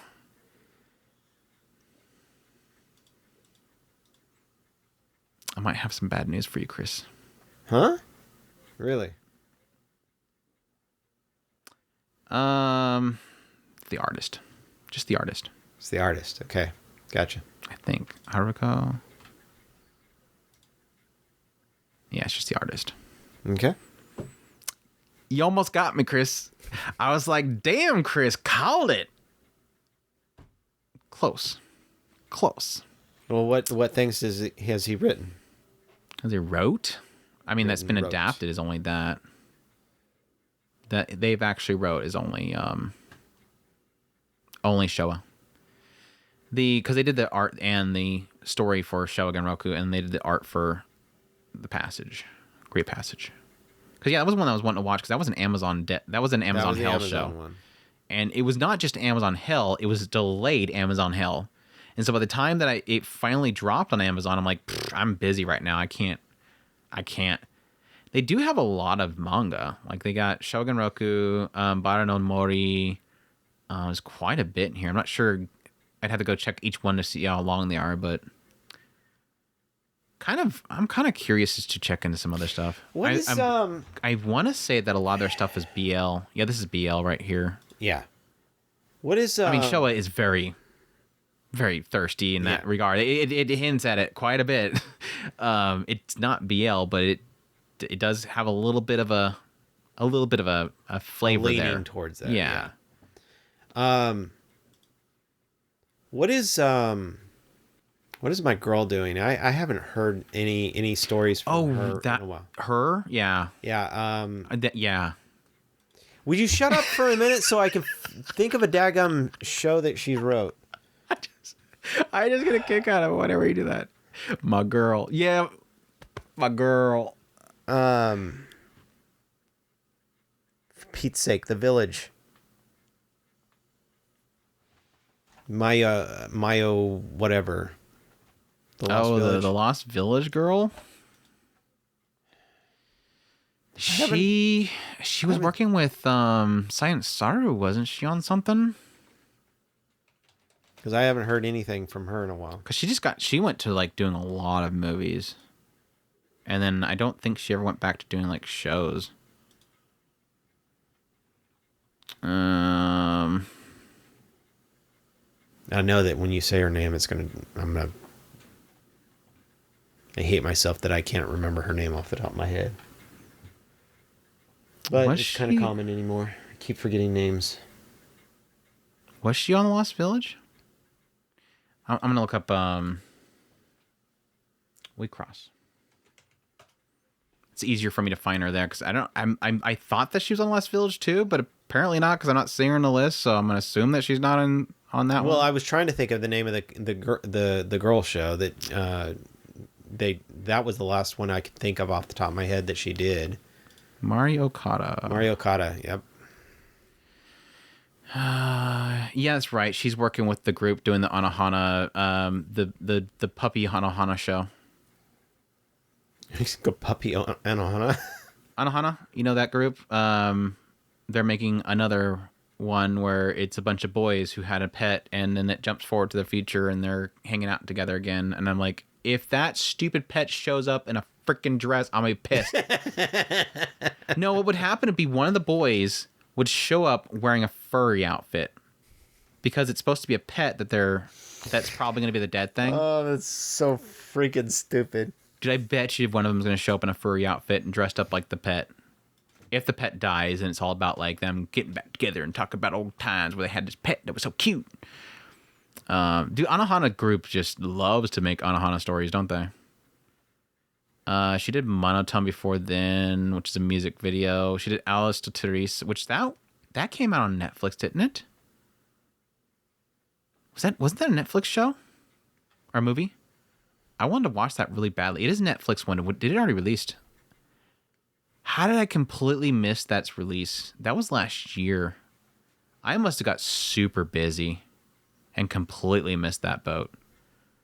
But yeah, that one's that one I have to really watch. That was the one that was like the town was like overcome with like some kind of fog thing.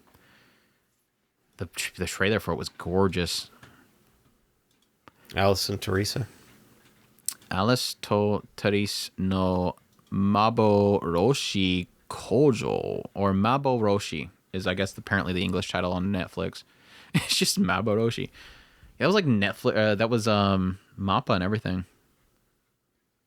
The trailers look really good. I didn't hear anybody talking about it after it came out, so apparently it didn't do too well. There's not a lot of people who like Mario Okada, so. What? What? Well, some people have a tendency to say she does whisk her away. Too much melodrama. Oh, she did a screenplay on Whiskered Away. Whiskered Away was okay. Anyways, yeah. So you need to go watch Alice Toteris on Netflix. I'm gonna go hunt for it. I'm gonna go ahead and add that to my list so I don't forget that again, because I just completely forgot about it. It came out, didn't even notice it. What's Wolf Children dude doing right now? I don't know what Wolf Children dude is. The director? Yeah. I don't know. Probably passed away. I haven't seen he passed away. That's wrong. No, he did. Boy and Beast was the last thing I heard from him. No, he did the chair one here recently. The girl in her chair. The girl that falls in love with the chair or something like that. I forget exactly what it was called. A girl in her chair. You don't remember that one? The doorway one. Oh, the doorway. I think it was the door. Right. Didn't she do the doorway? No, I thought that was I thought that was the visual guy. Mamoru Hosoda. That's the guy who does the Feet movie. He did the Oh doors. yeah. The last one he did was Belle. Mamoru Hosoda's last one he did was Belle. And Belle was the Doors? No, that was the one with the Disney princess girl and like some virtual world. I don't know. I have no clue. They just look like Disney characters. That's why I never watched it. I didn't like the designs in it. I heard it was good though. I heard the music was good. I don't know. It's got a 7.4, so it's probably not that good. On Mal, that's not good. That means that it's garbage. That means that we'll probably love it. It means it's good because it's a 7. Anyways, I hope we answered the question. After I derailed us 4 times. Axel Nee, I think it's Axel Nee, I'm sorry. Axel Nee says, as you guys are talking about the previous anime bubble in the latest episode, how did the crash impact you two specifically? It didn't affect me at all because at the time I was getting out of anime. I was just like getting like my first job and everything. So. Something similar for me. I mean, I was technically moving. You also have to take into consideration before it impacted us, which this happened like the turn of the century, right? Like late 90s, going into like 2000s. Everything kind of started going to crap at that point. Yeah, I was moving on to work life and everything, so I completely missed it. Yeah, I technically had just got out of the army and was pretty much moving to here, so that was a time frame in which it really didn't affect me. So, and then I think by the time that it all kind of recovered, we started getting piracy sites flourishing and tons of crap was getting streamed, and then it's like one of those things because of like the delay effect in the West, it almost like benefited us more than anything. Yeah. Because like we had plenty to work with until things recovered, and then by the time everything recovered, we had streaming and everything's at our fingertips and we're able to easily access it. Now, the effects were still there because the effects of the crash is still present because the crash was due to the fact they were pumping too much money into it that wasn't sustainable. But what came from that was incredible quality stuff that was overly produced to the point where you'll never see anything of that quality really anymore unless you have something that's very rare like Frieren or something like that just it doesn't happen often. Something that has an insane amount of budget and scheduling put into it and a group of people that have a lot of passion for it. That's just something you don't see often. Back in the 80s, 90s, especially the 90s, with a lot of those properties, it was a norm. Like seeing something like Escaflowne on television was a normal thing. Nowadays, seeing something like of like that quality of like hand-drawn, frame-by-frame, beautiful animation, you just don't have it. And to understand, when I say it didn't really affect me, it's more of I seen the bubble at its height because of technically this kind of ghost time frame when the bubble actually happened. it's kind of this weird thing of, I knew what it was. I knew of it. I seen it. So technically I can comment on it, but did it specifically affect me? No, I wasn't going to the store to buy more anime and it wasn't there. I just happened to notice. I went down to the local market and you won't believe it. They wouldn't let me in the door. They said, you don't want to go in there. It's one of those. I remember a time when I went to the store, there was tons of anime there. Technically, if you want to get even more specific, there's not big old DVD cases of all kinds of shows. So yes, I mean, at the time, everything was being tossed on DVD. So there was all kinds of DVDs. There just so happens that at the time frame that we're talking about, there was lots of anime on those DVDs as well. There was an entire section dedicated to it. You know, like I said, it was one of those things because I think for me mostly it was because I seen what caused it. Is it really what it is? I seen this at the time. I didn't know that it was like, this is unsustainable. But it's one of those things where now that you look back and you know what was happening on Japan's side, because that's the thing that we don't really realize much as a extremely connected society we are right now.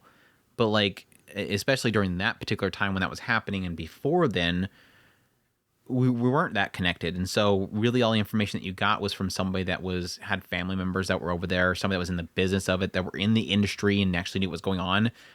Or you had a magazine that was talking about it at the time. But it was one of those things where I can see what was happening and how much crap was on those shelves and not really knowing, like, and a lot of it being garbage. You can make the same argument, but it was really good looking garbage. I don't know if you remember a lot of the Atari crash or the video game crash. Yeah, I remember. I seen what caused it, but I didn't know it was causing it. I just seen, wow, there's a lot of games on this thing. Yeah, I remember. When my mom and dad would take us to Toys R Us and seeing the entire selection of Atari and you had to games. get little slips, and you had to take them to the counter. No. They gave it to you? This was before that. Oh, before they had the slips? Yeah, because I can't. My brain doesn't go that far back. I remember the Atari games, and it's so funny to say, yes, I remember that. And technically, do I remember a video game crash? No. I remember getting the Nintendo, and that's when we went into the slips that Andrew's talking about. It's one of those weird things of, did I know of a video game crash when the video game crash was happening? No. I was too young to realize what it was. Yeah, you didn't know what the cause was, but when like I said, when you look back, you say, oh yeah, exactly. It's like it's one of those things where it's like, again, because we're not as connected as we were as we are now. Whereas like right now, if something hiccups in the anime industry or whatever, you're like, you see it. Mm-hmm. Like every time the pulse goes, you're like, another pulse, another pulse, another pulse. Back then, like I said, you seen what was happening, and then when you find out later on, oh, it's because they were pumping too much money into it and they were producing too much stuff and they couldn't sustain it. And you go, oh, yeah, I seen that. Now that's why those shelves were so stuffed. That's why they had so much garbage kind of flooding the market and everything, and they couldn't keep up with it. And it was really like this thing where they just had a lot of money to mess with. And eventually they realized that it's not self-sustaining. And it does make you kind of, it makes people question, obviously now, will we see that happen again? But it's like, you have to remember, they're not putting as much money into it. They're making a lot of stuff, but they're not putting that money into it. Back then, there was a lot of money going into that stuff. So, and plus how much they're paying people isn't going up. They're getting more money for this stuff, but they're not paying people as much as more than what they used to. So, yeah. Anyways, Bean Queenie says, "Are you consider reading light novels just for fun recently after having enjoyed the anime? Aside from Mushoku Tensei, of course, because I know you have those. I consider reading any light novels. I think I've said it before, but obviously I want to do Ascendance of Bookworm. I want to do ReZero. I want to do Grimgar. I want to do Spice and Wolf. I want to finish Spice and Wolf because I've already started it. I've started Grimgar as well, but what else? There's a ton of them. Like, there's a ton of them. Like, even now, like, there's certain ones that pop in my head, like Makane. I would love to go read Makane now. Like, literally every season it feels like now. Mushoku Tensei started something. Like, I never really figured myself to ever read. I mean, like I said before, I got the Spice Wolf series before I got the Mushoku Tensei series, and I plan on reading it. But so I guess I can probably say Spice Wolf kind of started, but I'm not a reader. Like, I don't care to reading. Like, if I figured, if anything, I would probably just listen to audiobooks. But Mushoku Tensei was the first case where, like, I cracked it open and I couldn't stop. And I've been enjoying this whole Mushoku Monday ride that I've been doing, and it's got me excited for so many more. And now that I'm at this point where it, like, feels like every single season there's another show that comes out. Like, I would like to check out the source material on that one. If I ever get time to do it, that's a question mark. Yeah, I love that they finally pulled the trigger on the audiobooks. And they're turning them. I've wiped out a good chunk of Spider So What. I've got I'm past the show now. I'm loving it. Having all these books just coming out in swaths is just amazing. I love it. I had one question that I wanted to answer because it's been taking so dang long, and we're wrapping up right now. So let me try to find that one. That one. Zabanasu, did you get the fan noise sorted out? No. I just figured I'm going to probably get a different cooler on it eventually. But no. The Frieren fan noises are still in. Do you think it's bad? You've heard it. Do you think would you have that sitting right here? Probably not. That would pick up on the mic. I was going to say it's not too bad, but at the same time, I think it has a distinct wind tunnels sound going on. Yeah. Plus, whenever you're hearing it in there, nothing's happening on my computer. Like, the moment I turn something on, it gets louder. It gets louder.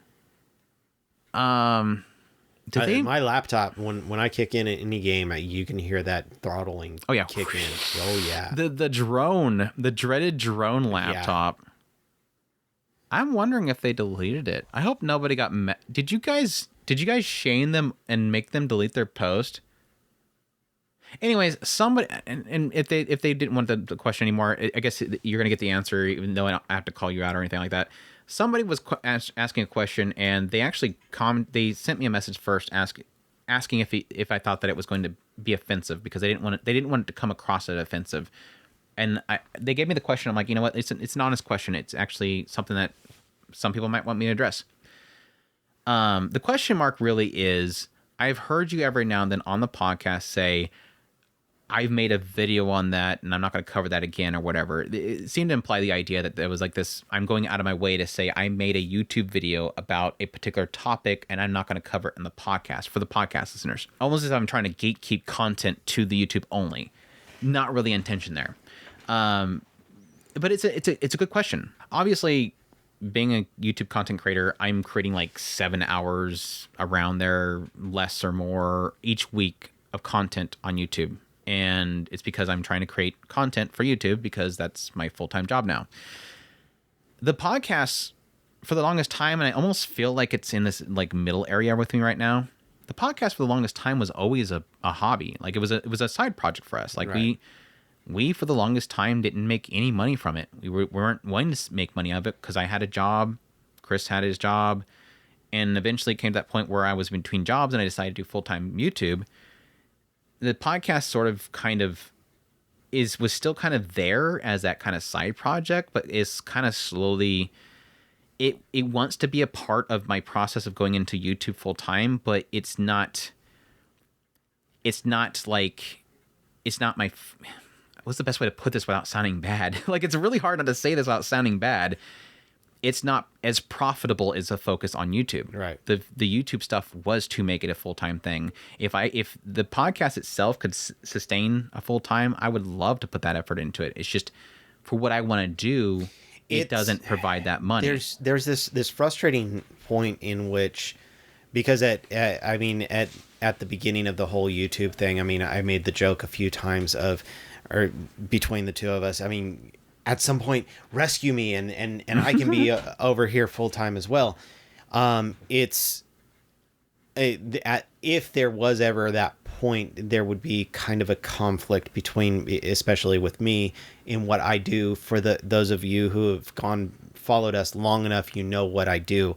I'm actually very important at the place that I'm at right now, and it's not quite as feasible as it was a few years ago when we were joking about that.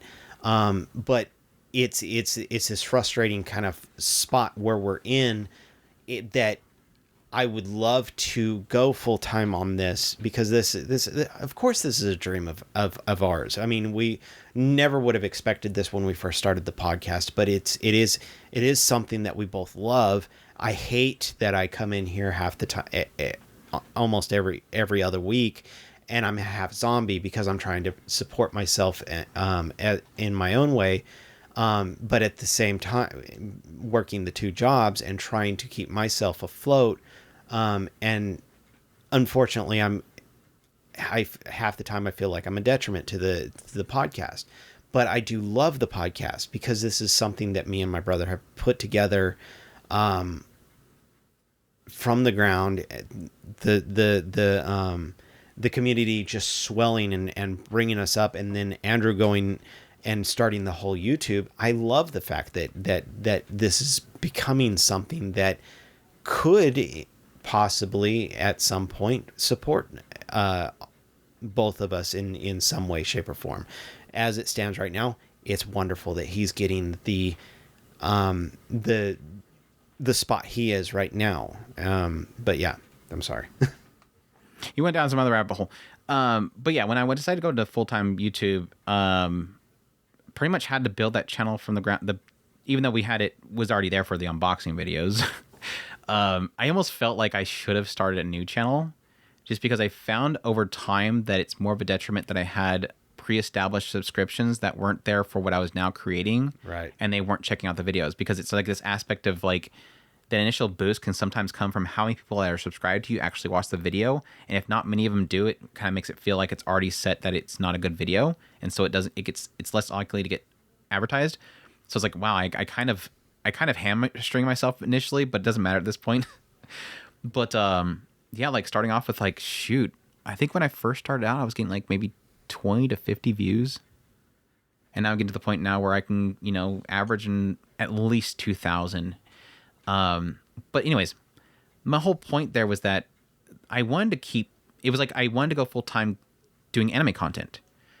And I wanted to keep the podcast around, because the podcast has always been a hobby for me and Chris, but it was a lot to do with the idea of just me and Chris getting together. I am working my job, doing what I was doing at the time. Chris is doing his job. And then once a week, me and Chris got together and we would fire up the microphones and we would just talk about anime. And it kind of just kept to that, because I would be doing my YouTube stuff, and then Chris would come in here and we would talk about anime.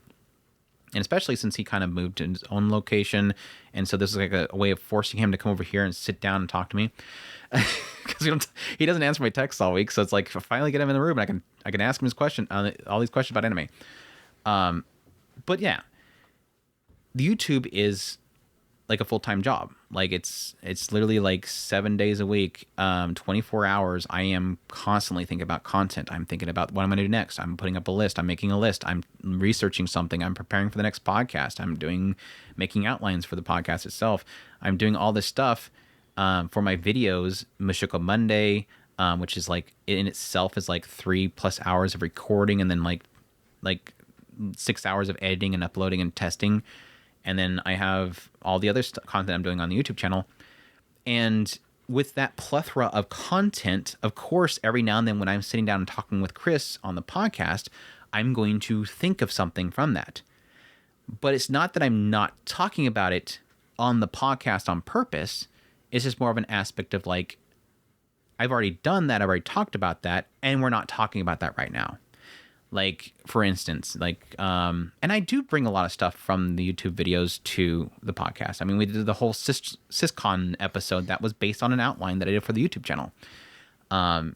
It's just more of an aspect of like, we're going through a subject and it's not necessarily to the effect of the video. I'm just talking about the video. It just pops in my head. It's not that I'm keeping it from the podcast. It's its own thing. They're both otaku spirit, but I'm not going to retread ground if somebody that only listens to the podcast doesn't want to watch the YouTube videos.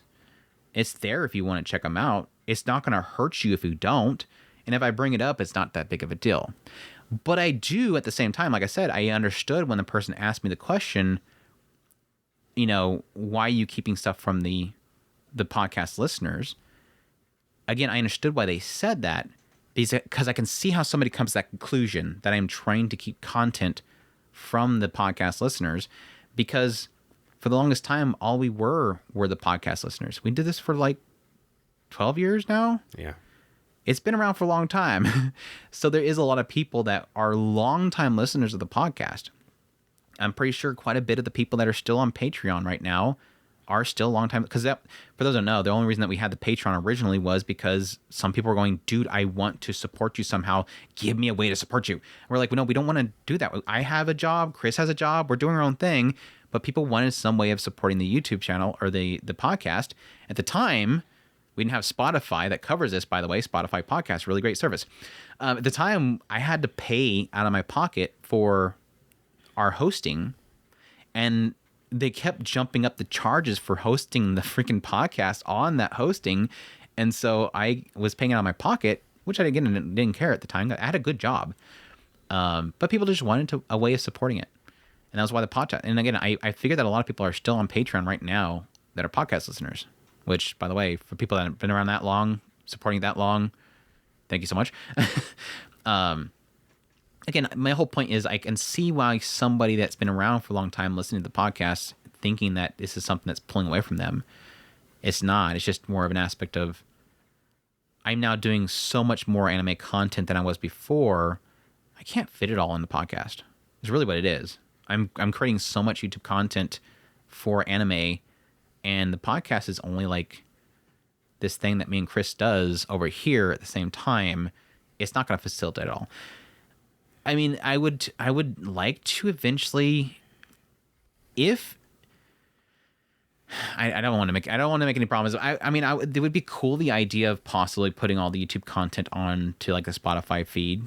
But that would be like a significant extra content, and I'm not sure if that would be something that people would want on their feed coming through. Because technically Spotify now supports videos, and the problem with that really is the fact that Spotify needs a new system for video content. It does seem like Spotify wants to get into video content more and more and more. I mean, video podcast is a thing, but it doesn't seem like currently their setup really facilitates video content. But again, do podcast listeners want to have my impressions for episode 8 of Tsumasho popping up on their feed? Most people don't want to. They want to search YouTube for that. We've catered their listening to a certain extent. So if you were to start doing solo every once in a while on a single episode, that I don't know that that would necessarily be conducive to what they're used to. And what we know for a fact is podcast listeners get in it's got to be this way. If it's not like that, yeah, well, I don't like it. That's what I meant. That's what I was saying with that whole idea. It would have to be sort of an idea of it wouldn't affect the main feed. Yeah. But it would be for the people that are like, oh my gosh, you talked about this whole SysCon video that you did. Well, why don't you talk about that? We eventually did a video on it, or a podcast on it.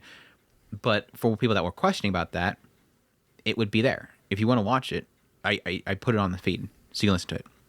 Because a lot of people were asking if I could put all the Mushoku Mondays on there. I think it's just people that want to listen to me talk about Mushoku Tensei for, hours on end on a loop on a feed in their ear as they're working or something like that, which is, I don't know who the hell would subject themselves to that. Well, okay, to being honest, I hate the way that YouTube does my phone. I have to have the video on.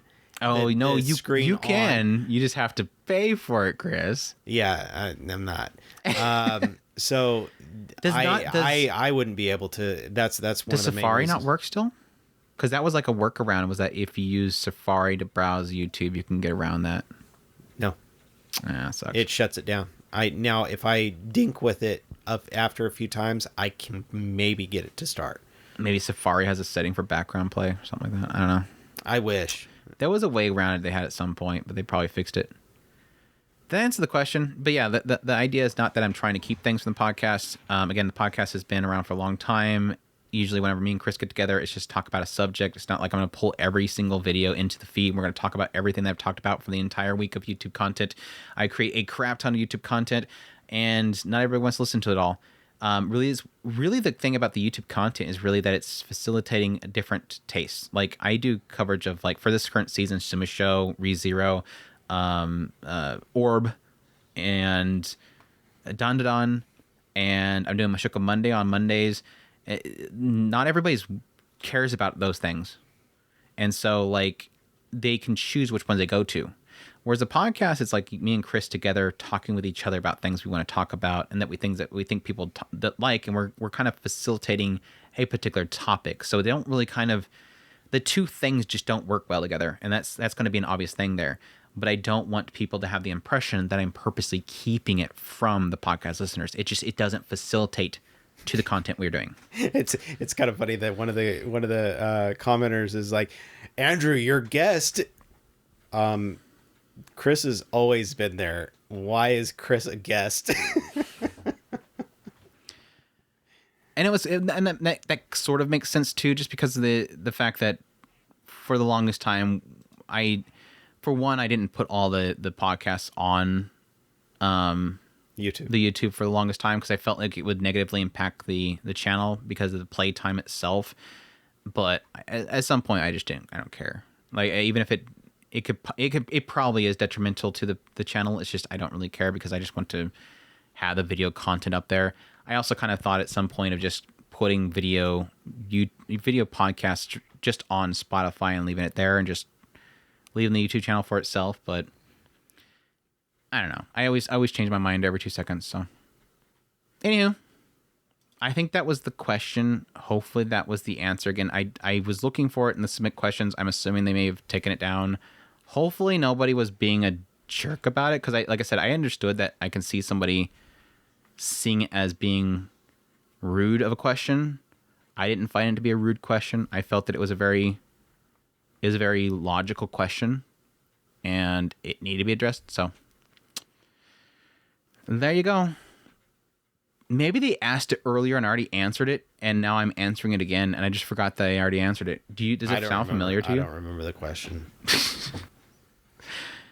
Anyways, I hope you guys enjoyed this episode of the Otaku Spirit Anime Cast. What is this question? Oh, okay, never mind. Hope you guys enjoyed this episode of the Otaku Spirit Anime Cast. Appreciate you guys for dropping by. Hope you guys enjoyed it and everything. If you're on different podcasts of choice, make sure to give us some 5 stars or likes or whatever they have on that particular platform. If you're on YouTube, hit the like button here. Wherever you're at, give us the thumbs up and the likes and everything. We really appreciate it. Again, we're at takuspirit.com, so where you can go for all of our links, social media links, ways to get a hold of us, ways to support us, all that good stuff. And until the next, anything else left to say? Until next time, y'all take care. Os.